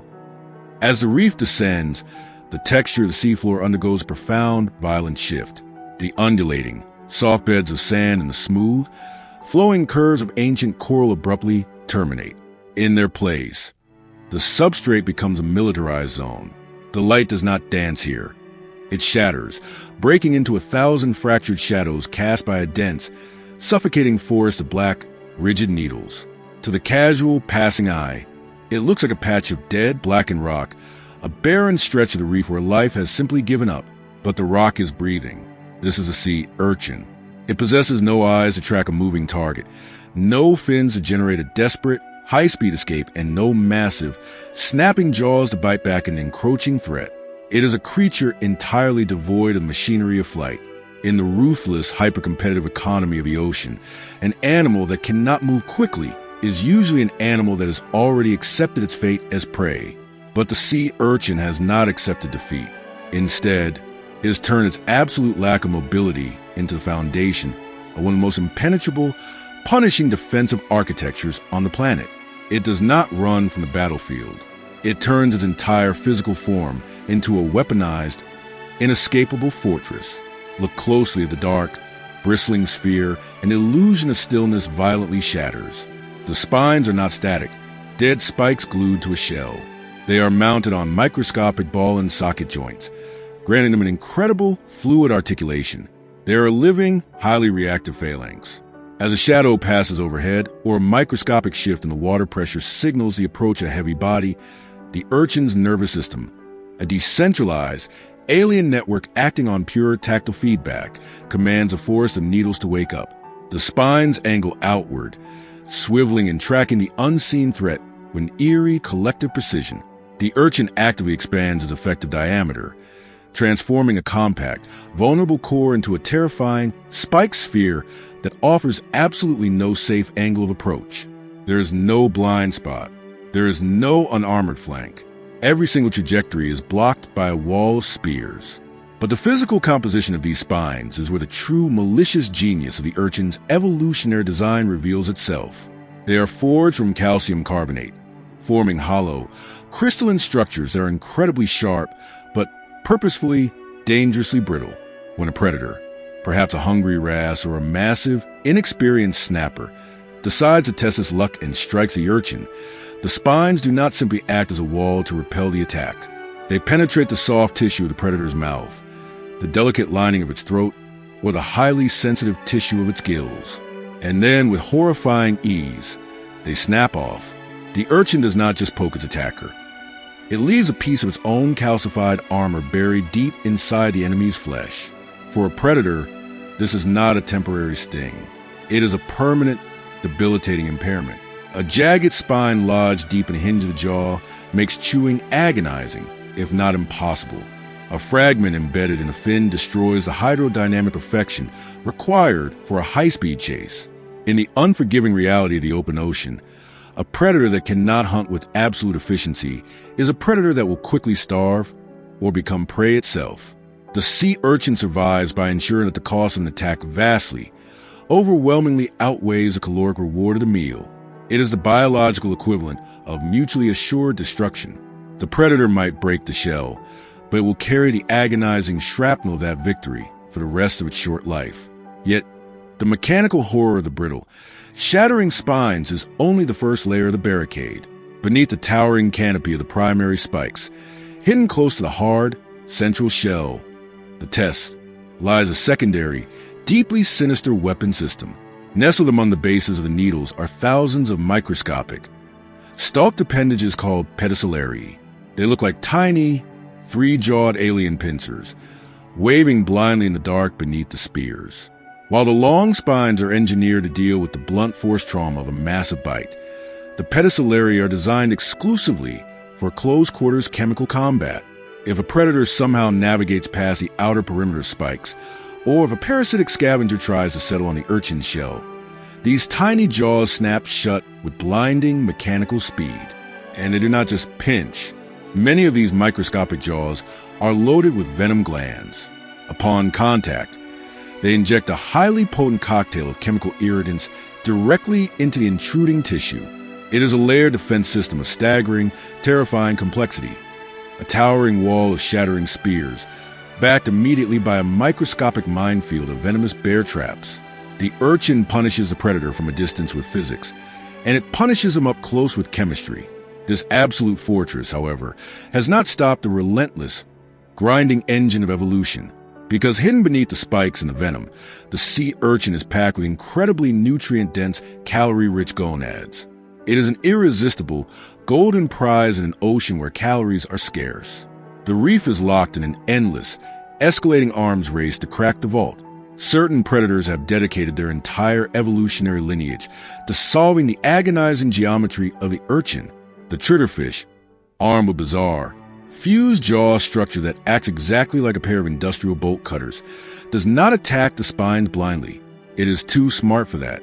It hovers just out of reach and uses highly pressurized jets of water, blown violently from its mouth, to flip the urchin over. It exposes a slightly less armored, flat oral surface on the bottom, the one microscopic weakness in the sphere, and dismantles the fortress from underneath. In colder, coastal waters, the sea otter bypasses the biological arms race entirely by introducing tools. The otter grabs the urchin, swims to the surface, places a flat rock on its own chest, and repeatedly smashes the spike sphere against the stone until the calcified armor shatters. It uses brute force physics to bypass millions of years of defensive engineering. Because of this endless war, the reef bears the silent, calcified scars of the conflict. You will rarely find an old sea urchin with a perfect, unbroken canopy of spines. They are battered. Their spikes are snapped off at irregular, jagged angles, testaments to violent, thrashing encounters in the dark that neither side fully won. But the sea urchin is not defined by its injuries. It is defined by profound resilience. It does not bleed out. It simply reallocates its internal resources, slowly pushing new calcium carbonate out to regenerate the lost spears. It endures. It knows that it does not need to be completely invincible. It only needs to make the vast majority of its attackers decide that the pain is simply not worth the effort. By successfully deterring mass consumption, the sea urchin becomes one of the most powerful, invisible ecological architects on the seafloor. They are ravenous, unstoppable grazers. They move with glacial slowness across the rock, using a complex, five-jawed chewing organ known as Aristotle's lantern to scrape algae and kelp directly off the stone. Where urchins exist in a healthy balance with their predators, they are the janitors of the reef. They keep the limestone clean, preventing aggressive, fast-growing algae from suffocating the slow, delicate growth of the coral. But when the apex predators, The large fish, the lobsters, the otters that possess the tools to crack the urchins are removed from the ecosystem by overfishing or environmental collapse. The delicate balance shatters with catastrophic results. Without the constant heavy pressure predation from above, the sea urchin populations explode into massive, unstoppable, spiked armadas. They march across the kelp forests in their millions. They consume the holdfasts, severing the towering kelp stalks at the base, completely clear-cutting the underwater jungles until absolutely nothing is left. They turn vibrant, three-dimensional habitats into urchin barrens, desolate, paved wastelands of bare rock, completely smothered by a carpet of starving black spheres. Their defensive perfection is so absolute that, left unchecked, they have the power to literally eat their own world to death. Humans intersect with this ancient, spiked architecture not as apex predators, but as clumsy, arrogant, wandering giants. In the shallow tidal zones, the sunlit wading pools, and the sandy patches of the reef, humans walk with the blind assumption that the ground beneath their feet is passive. But the sea floor is never passive. A careless, unarmored human foot steps down, pressing soft, yielding skin directly into the unyielding geometry of the urchin. The animal does not react with malice. It does not attack. The spines simply perform exactly as they were engineered to perform over millions of years of brutal natural selection. They pierce deep into the flesh, sliding past the nerve endings, and then, under the weight of the human step, they shatter. The pain is immediate, deep, and searingly intense. It is an overwhelming shock to a nervous system that is not used to being stabbed from below, and the true nightmare begins when the human tries to fix the mistake. The fragments cannot be easily pulled out. The brittle, crystalline nature of the spine means that human tweezers only crush the exposed tips, turning a single puncture wound into a shattered mess, leaving the venomous, calcified shards buried deep within the muscle tissue. The human body reacts with violent, immediate inflammation, desperately fighting a foreign object that refuses to dissolve and refuses to be expelled.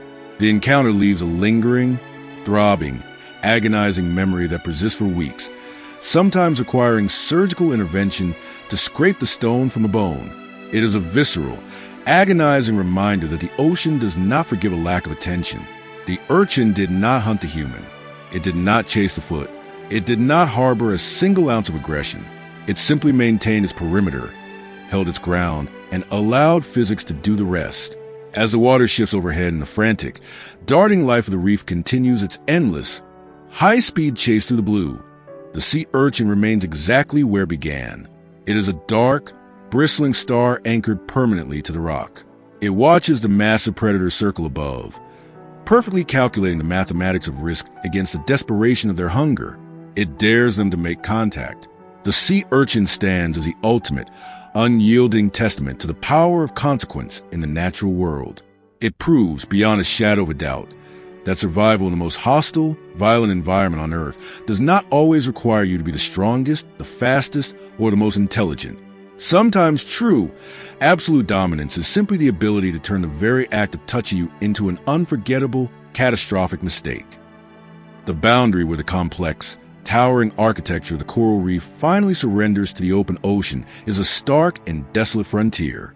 The jagged limestone ridges and shadowed crevices melt away, replaced by a vast, rolling expanse of pale, featureless sand.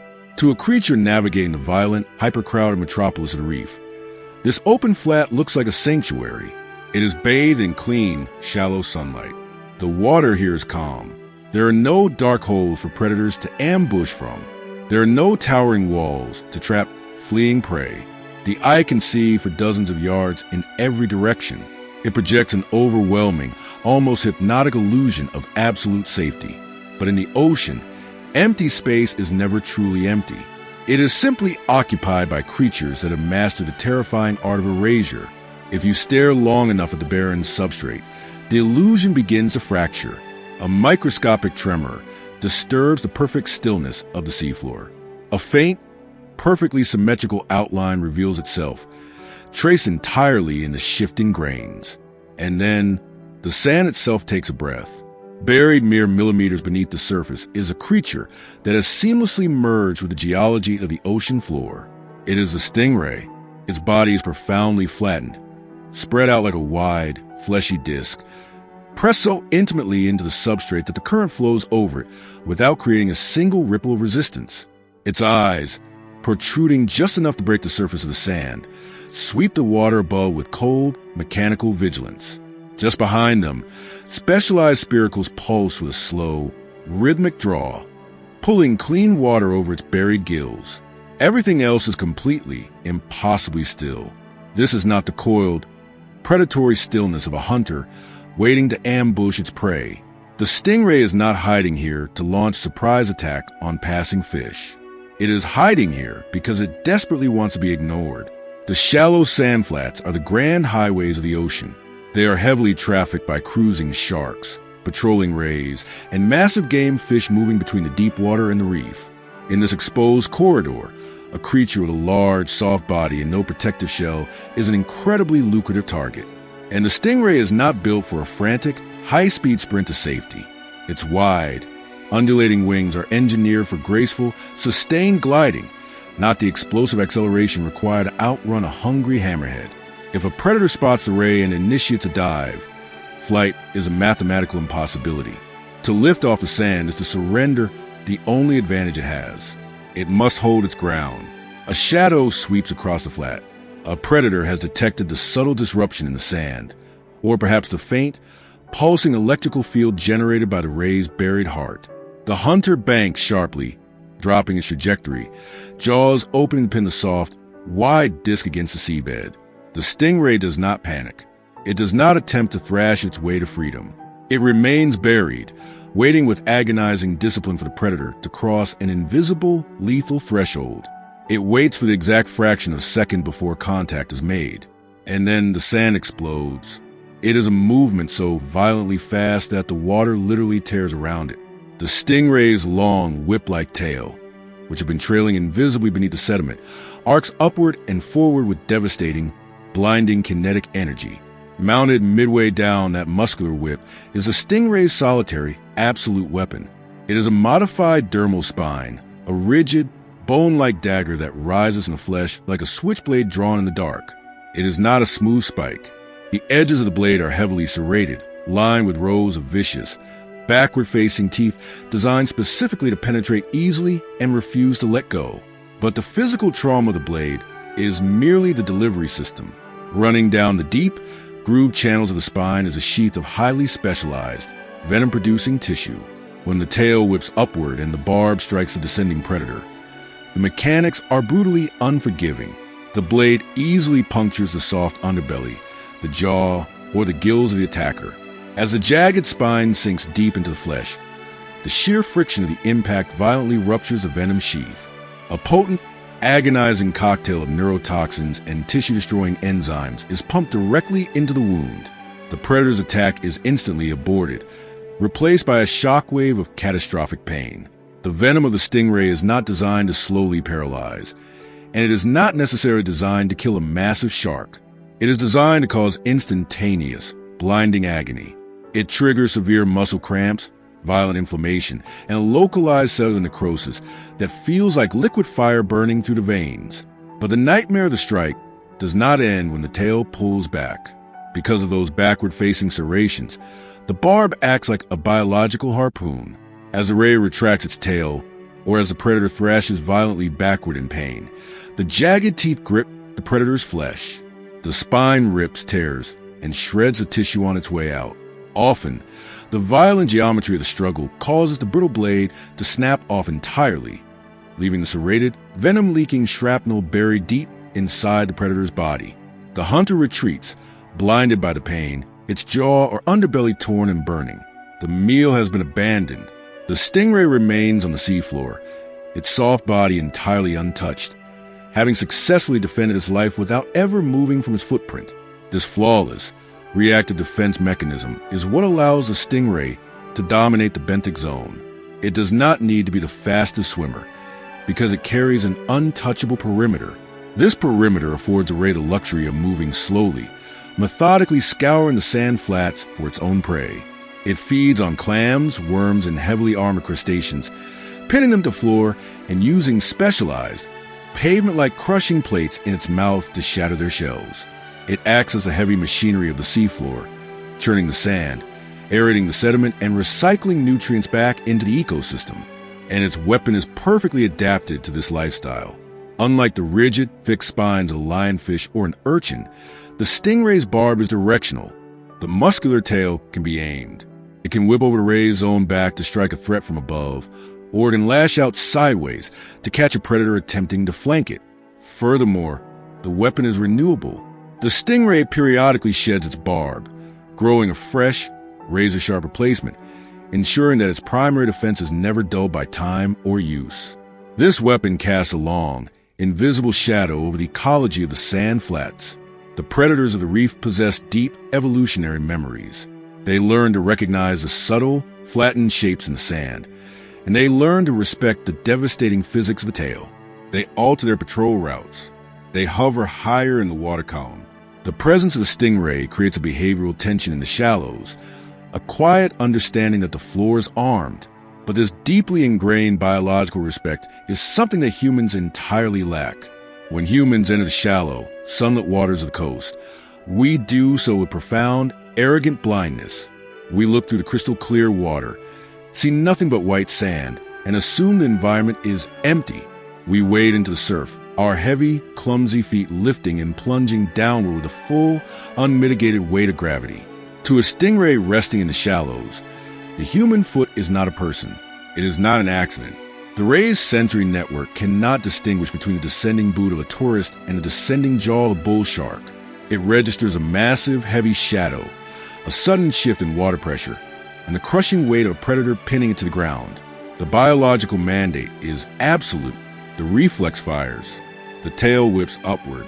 The serrated blade punches effortlessly through the rubber of a wetsuit, to the fabric of a shoe, and drives deep into the soft tissue of the human foot, ankle, or calf. The realization for the human is an explosion of horrific, unimaginable pain. The venom begins its work immediately, causing the limb to throb with a radiating agony that victims often describe as the worst pain they have ever experienced. The leg swells violently as the toxins attack the tissue, but the mechanical injury is often far worse. Because the human instinct is to immediately jerk the leg away, the backward-facing serrations of the barb catch the muscle and tendon. The blade rips its way out, turning a clean puncture wound into a jagged, shredded laceration. If the spine snaps, the calcified, venom-coated fragments remain locked deep inside the leg, requiring surgical extraction to prevent severe infection and permanent tissue death. It is a violently traumatic encounter, yet it is born entirely out of misunderstanding. The stingray did not hunt the human. It did not aggressively pursue the wader. The animal was literally pinned to the floor, terrified, acting on a millions of years old survival code designed to keep it from being eaten alive. The danger did not come from the animal's malice. It came from the human's assumption that visibility equals safety. This is why coastal cultures have developed the stingray shuffle, a method of dragging the feet through the sand rather than taking heavy, downward steps.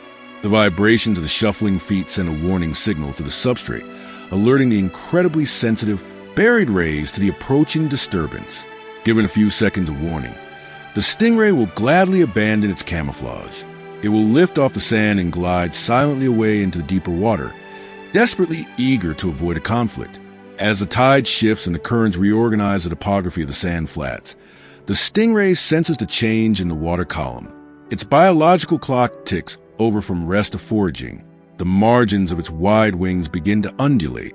With a slow, incredibly powerful surge, it lifts free from the seafloor. The sand cascades off its back in a fine, dusty cloud, revealing the sleek, hydrodynamic perfection of its body. It glides forward, hovering just inches above the bottom, a silent, flying wing patrolling the desolate plains. The lethal tail trails effortlessly behind it, the serrated blade held low, disengaged, completely hidden from view. Within moments, it banks into the deeper blue and vanishes, leaving behind nothing but a shallow depression in the sand that the current will erase in a matter of minutes. The sand flat returns to its perfect, unbroken illusion of peace. The water sparkles. The bottom looks entirely, beautifully empty. The stingray represents the ultimate, chilling truth of the ocean's invisible battlefield. It is a creature that has proven that the most devastating weapons in the natural world do not need to be wielded with aggression. They do not need to chase you down into the dark. They do not need to roar or display their colors. Sometimes the most absolute, terrifying power belongs to the creature that simply waits in the silence, perfectly concealed, relying on the certainty that sooner or later, arrogance will step exactly where it shouldn't. There is a very specific type of terrain at the bottom of the ocean that most predators, and certainly most human observers, simply tune out. It is the benthic wasteland. Away from the towering kaleidoscopic spires of the living coral, the seafloor degrades into a chaotic, uninteresting graveyard of debris. It is a patchwork of pale, suffocating sand, shattered chunks of dead limestone, and dark, algae-choked rubble dropped carelessly by the shifting tides. The light down here does not shimmer. It lays flat and muted, stripping the environment of contrast. It is a landscape defined by its utter lack of biological drama. Small, grazing fish drift over it without a second glance. It is the background noise of the ocean, and that is precisely the illusion, because the most dangerous entity in this environment relies entirely on your assumption that a boring landscape is a safe landscape, resting in the center of this debris field, perfectly exposed to the open water, is a creature that has mastered a terrifying evolutionary magic trick. It has not merely adapted to blend into the scenery. It has physically degraded its own anatomy to become indistinguishable from dead, broken stone. It is the stonefish, and to look directly at it is to experience a failure of visual processing. Even when you know it is there, the brain violently resists recognizing it as a living animal. It possesses none of the sleek, hydrodynamic curves of a predator. Its outline is entirely ruined, broken up by irregular, fleshy warts, deep pits, and jagged ridges that perfectly mimic the eroded texture of a submerged rock. Its skin is painted in the dull, lifeless hues of the substrate, mottled browns, sickly greens, and ashen grays. It even allows marine algae and tiny, encrusting organisms to grow directly on its skin, wearing the decay of the ocean like a ghillie suit. It does not look like a fish. It looks like an architectural mistake, a lump of forgotten geology that the ice slides right past without a single trigger of alarm. But the true horror of the stonefish is not its flawless camouflage. It is the absolute chilling stillness with which it operates. In a world governed by motion, where survival usually dictates that you must either flee a threat or actively ambush a meal, the stonefish opts out of kinetic arms race entirely. It does not stalk. It does not chase. It does not patrol a territory.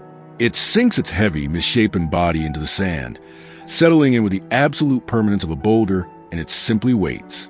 It can remain in the exact same footprint for days, its metabolism slowed to a crawl, expending practically 0 calories, breathing with such microscopic subtlety that not a single grain of sand is disturbed. It is the embodiment of extreme biological laziness, made possible only by a weapon system of such staggering, disproportionate violence that it completely eliminates the need to ever run away.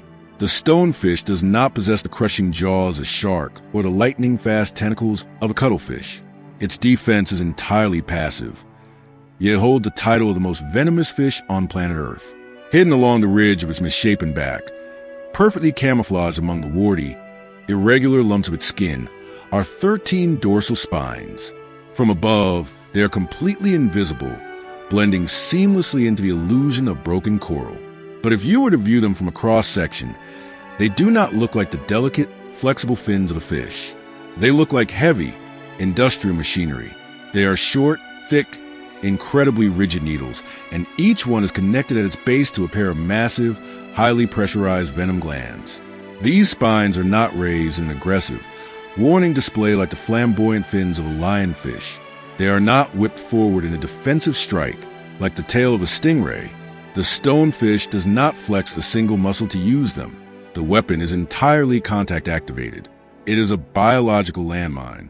When a creature, whether it is a hunting grouper, a grazing sea turtle, or a clumsy predator looking for a place to rest, makes the fatal mistake of treating the stonefish like a piece of the terrain, the trap engages automatically. As the weight of the intruder presses down onto the back of the fish, the thick skin surrounding the spines is pushed downward, exposing the razor-sharp tips. The mechanical pressure of the victim's own body weight forces the spines to punch deep into their flesh. Simultaneously, that exact same downward pressure squeezes the venom glands at the base. The The venom is forced violently up to the hollow ducts of the needle and injected directly into the deepest tissue of the wound. The delivery system is a flawlessly engineered, spring-loaded syringe. It requires absolutely no timing, no aim, and no energetic exertion from the stonefish. The victim literally injects themselves, and the payload they inject is a nightmare synthesized into liquid, unlike the neurotoxins of the sea snake, which quietly shut down the nervous system, or the venom of the octopus, which induces a slow, creeping paralysis. The venom of the stonefish is designed to inflict pure, unadulterated, world-ending agony. It is a highly complex cocktail of proteins and cytotoxins engineered to immediately destroy cells, trigger massive inflammation, and utterly overwhelm the pain receptors of the brain. The effect on a marine predator is instantaneous and catastrophic. The moment the spines penetrate and the venom is deployed, the predator experiences a shockwave of pain so intense that it fundamentally breaks their ability to function. The nervous system short-circuits under the load. Muscles violently spasm. Coordination evaporates. A large fish that intended to take a bite will instantly recoil, thrashing and blinded, agonizing confusion, completely abandoning the hunt. In many cases, the sheer physiological shock of the venom, combined with the rapid necrosis of the tissue surrounding the wound, is enough to kill the attacker outright within hours. But for the ecosystem at large, a dead predator is not the goal. The goal is education.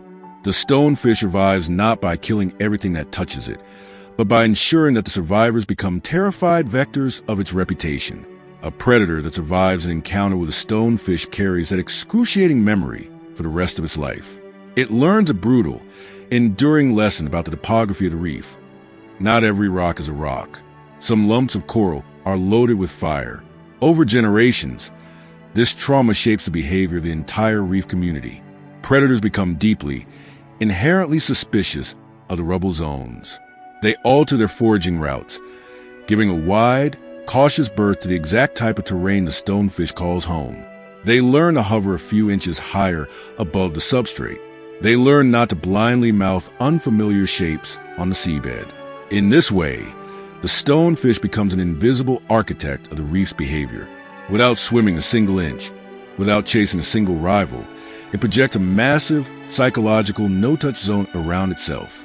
By weaponizing the very ground the ecosystem stands on, it influences traffic patterns, grazing habits, and hunting strategies far beyond its immediate physical reach. It carves out pockets of absolute safety for itself, simply by existing as a consequence. What makes this evolutionary strategy so profoundly brilliant is its metabolic economy. The stonefish's weapon is so absolute that it allows the animal to be functionally inert. Building and maintaining the venom glands is energetically expensive, yes, but once the system is primed, the maintenance cost of the fish drops to near zero. It does not need to patrol. It does not need to defend a territory through physical exertion. Its defense works even when it is completely asleep. It works when the fish is injured. In fact, the venom remains potent and the spines remain rigid for days even after the stonefish has died. Even in death, it continues to dictate the rules of the environment. This absolute stillness also perfectly serves its method of feeding.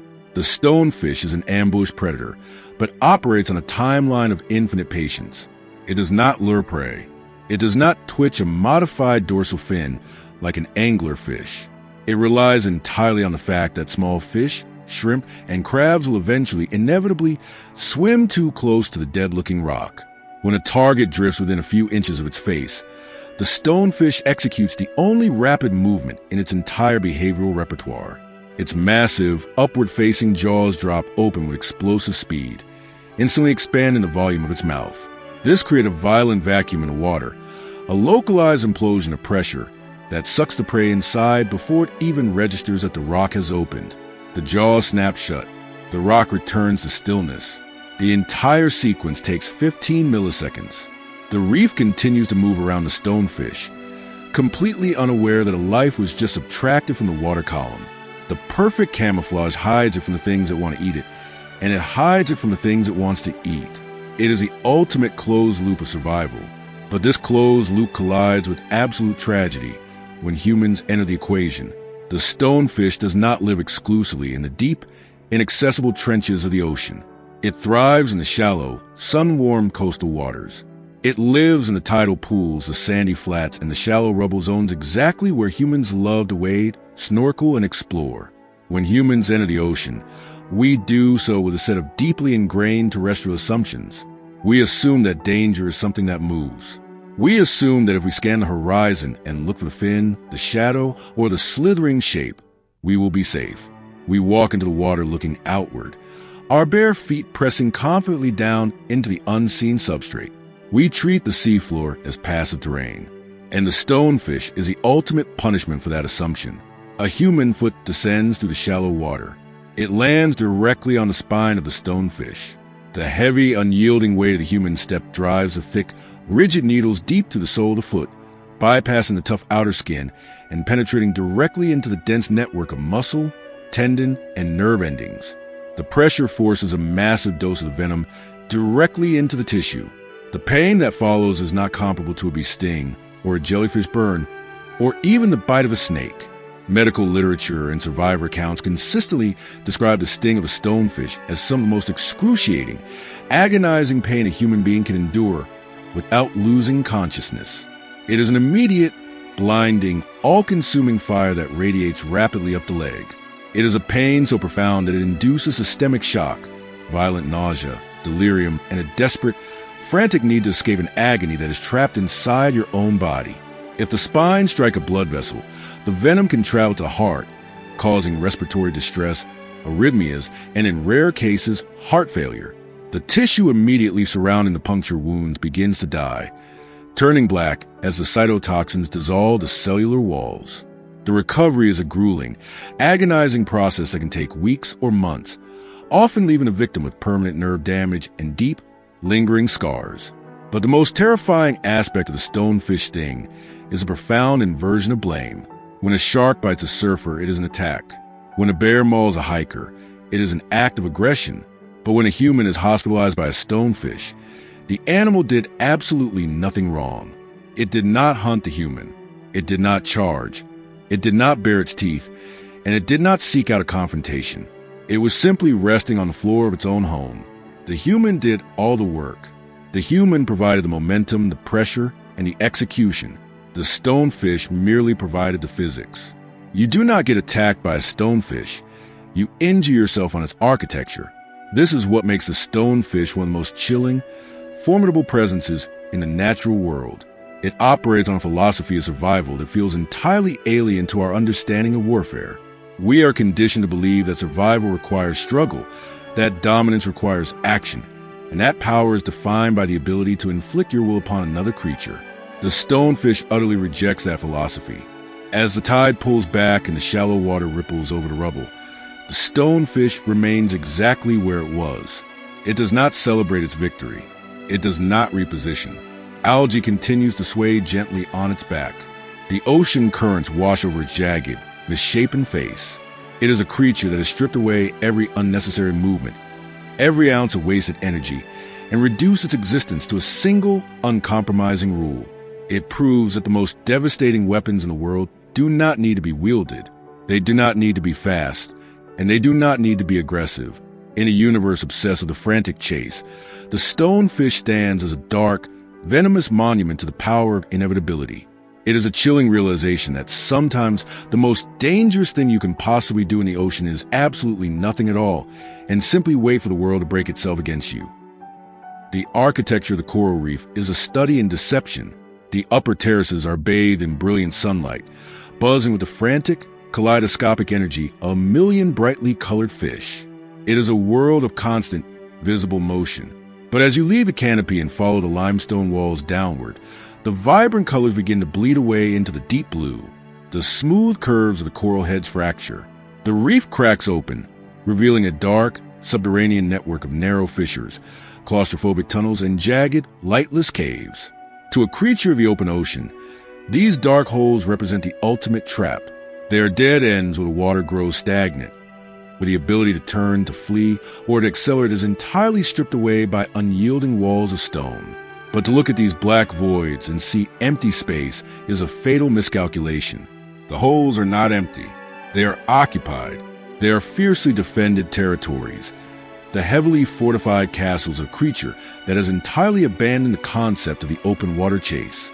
Deep within the shadows of a narrow crevice, a face materializes from the darkness. It is an ancient serpentine visage, its skin thick and leathery, painted in mottled patterns that perfectly mimic the surrounding decay of the rock. Its eyes are small, practically useless in gloom, staring out with a cold, glassy indifference. But the most arresting, terrifying feature is the mouth. It is wide, lined with jagged, glass-like teeth, and it is in a state of constant, rhythmic motion. The jaws open wide, exposing the pale, heavily armed interior of the throat, and then snap shut over and over again to a human diver or a passing predator. This relentless opening and closing looks like an act of pure, unadulterated aggression. It looks like a threat display, a monster rehearsing the act of violence, daring you to come closer. It is nothing of the sort. The truth is far more mechanical, and in a way, far more unsettling. The moray eel is simply breathing, because it wedges its long, muscular, snake-like body so tightly into the narrow confines of the rock. It cannot rely on the forward motion of swimming to push oxygen-rich water over its gills, like a shark would. Instead, it must manually pump the water.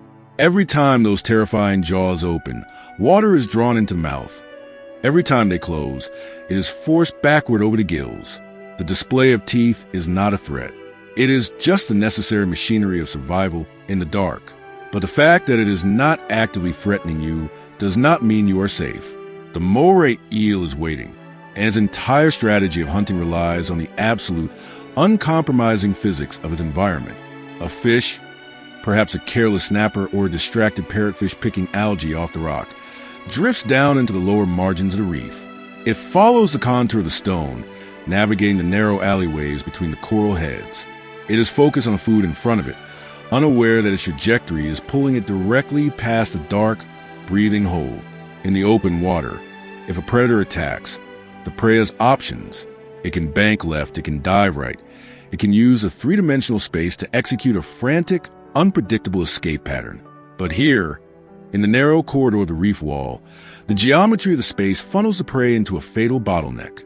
The prey can only move forward or backward. The eel does not need to chase. It only needs to time the intersection.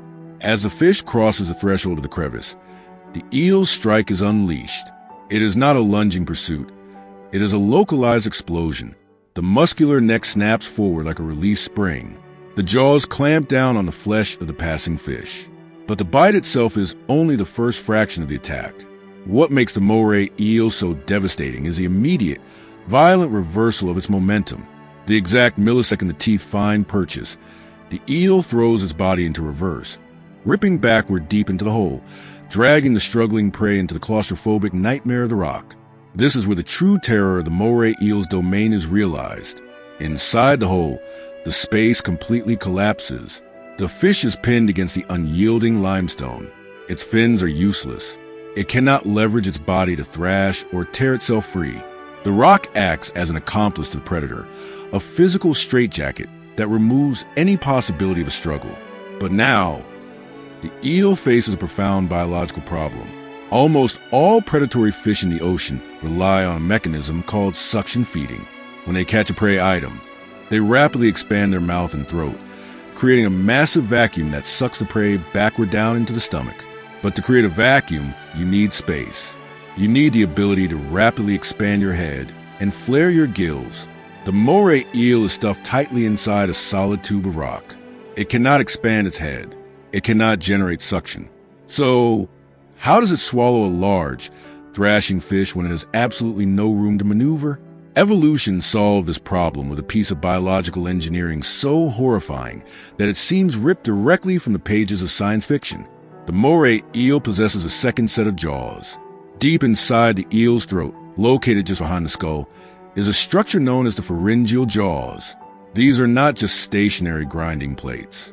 They are a fully articulated, mobile set of jaws, complete with their own terrifying set of backward curving teeth. As the primary jaws hold the prey in a vice-like grip at the front of the mouth, the eel's internal musculature activates.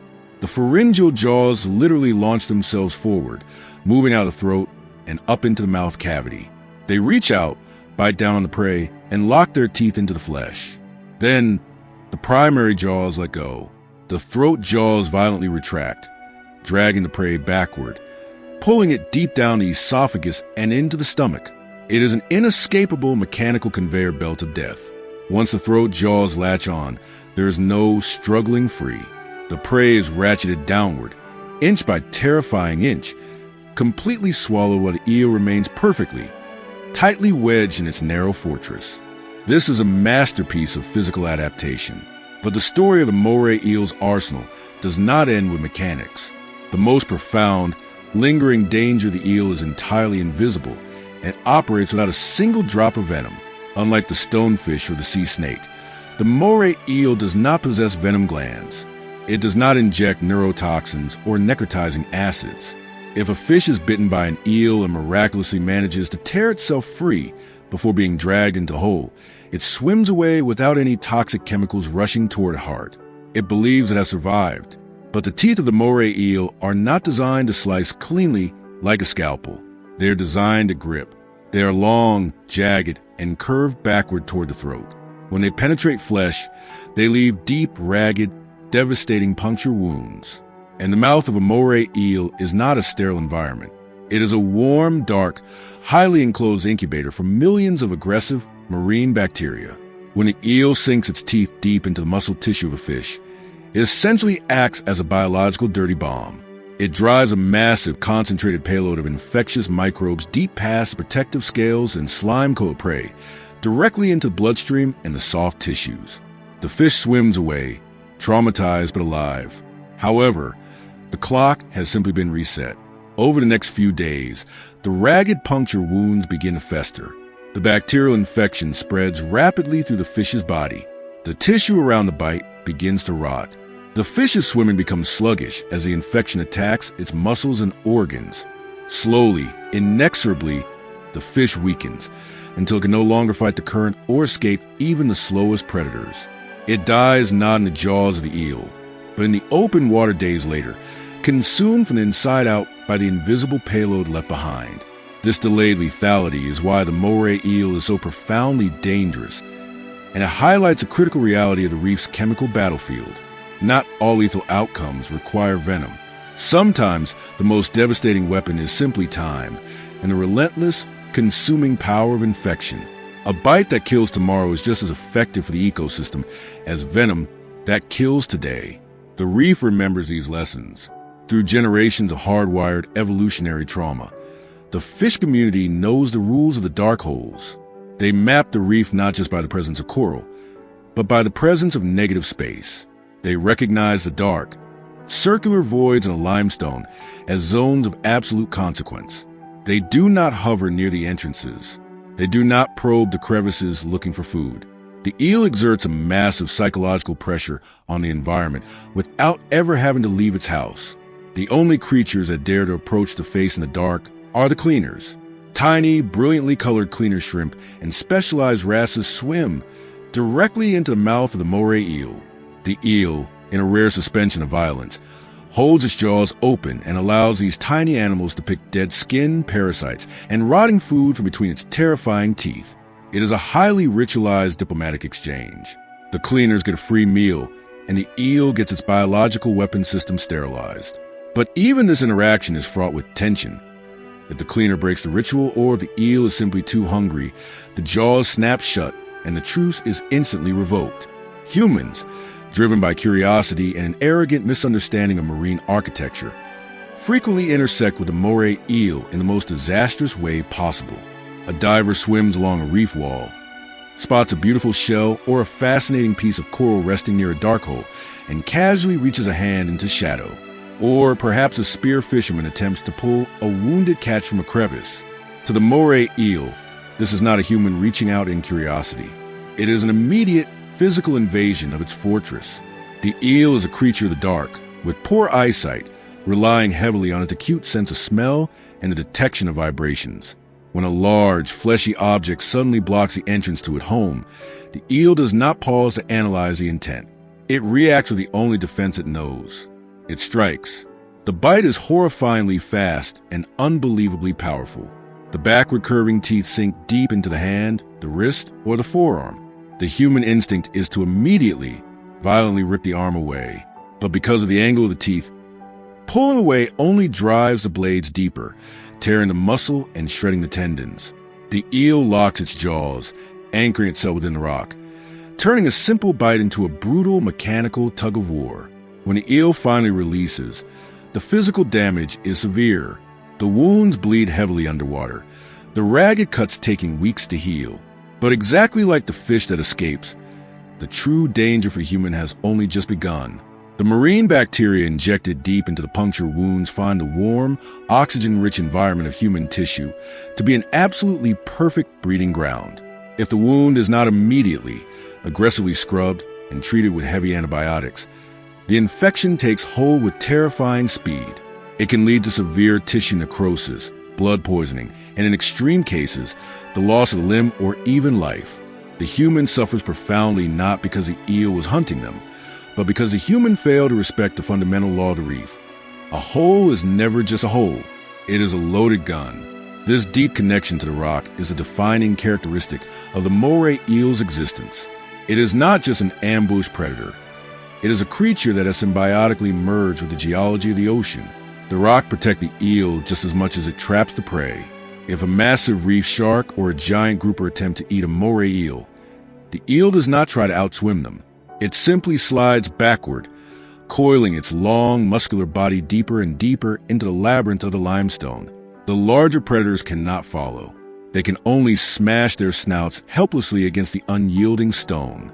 The same geometry that the eel uses to pin a small fish becomes an impenetrable shield against the titans of the sea. The moray eel maintains multiple dens across its territory, slithering through the reef at night under the cover of darkness to relocate, always ensuring it has a perfectly sized hole to retreat into. It evaluates its real estate constantly, looking for the optimal angles, the perfect choke points, the ideal intersections of prey traffic and structural security. As the light begins to fade and the diurnal fish retreat to their own hiding places, the face of the eel remains perfectly framed in the dark opening of the rock. The jaws continue their slow, rhythmic cycle. Open, close, water over the gills. It does not need to patrol. It does not need to expend its energy fighting the currents or dodging the apex predators in the open blue. It simply sits at the intersection of physics and patience. The moray eel is a dark, breathing monument to the harsh realities of the ocean. It stands as a reminder that venom and poison are not the only unreal weapons in the natural world. Sometimes, the most lethal mechanism of survival is the ability to turn the environment itself into a trap. It is the mastery of leverage, the crushing reality of confined spaces, and the terrifying invisible patience of bacteria. The moray eel proves that in the lightless cracks of the world, survival belongs to the creature that knows exactly how to pull you into dark and ensure that you can never back out. The timeline of our planet is filled with apex predators and catastrophic tectonic shifts that we are only just beginning to understand.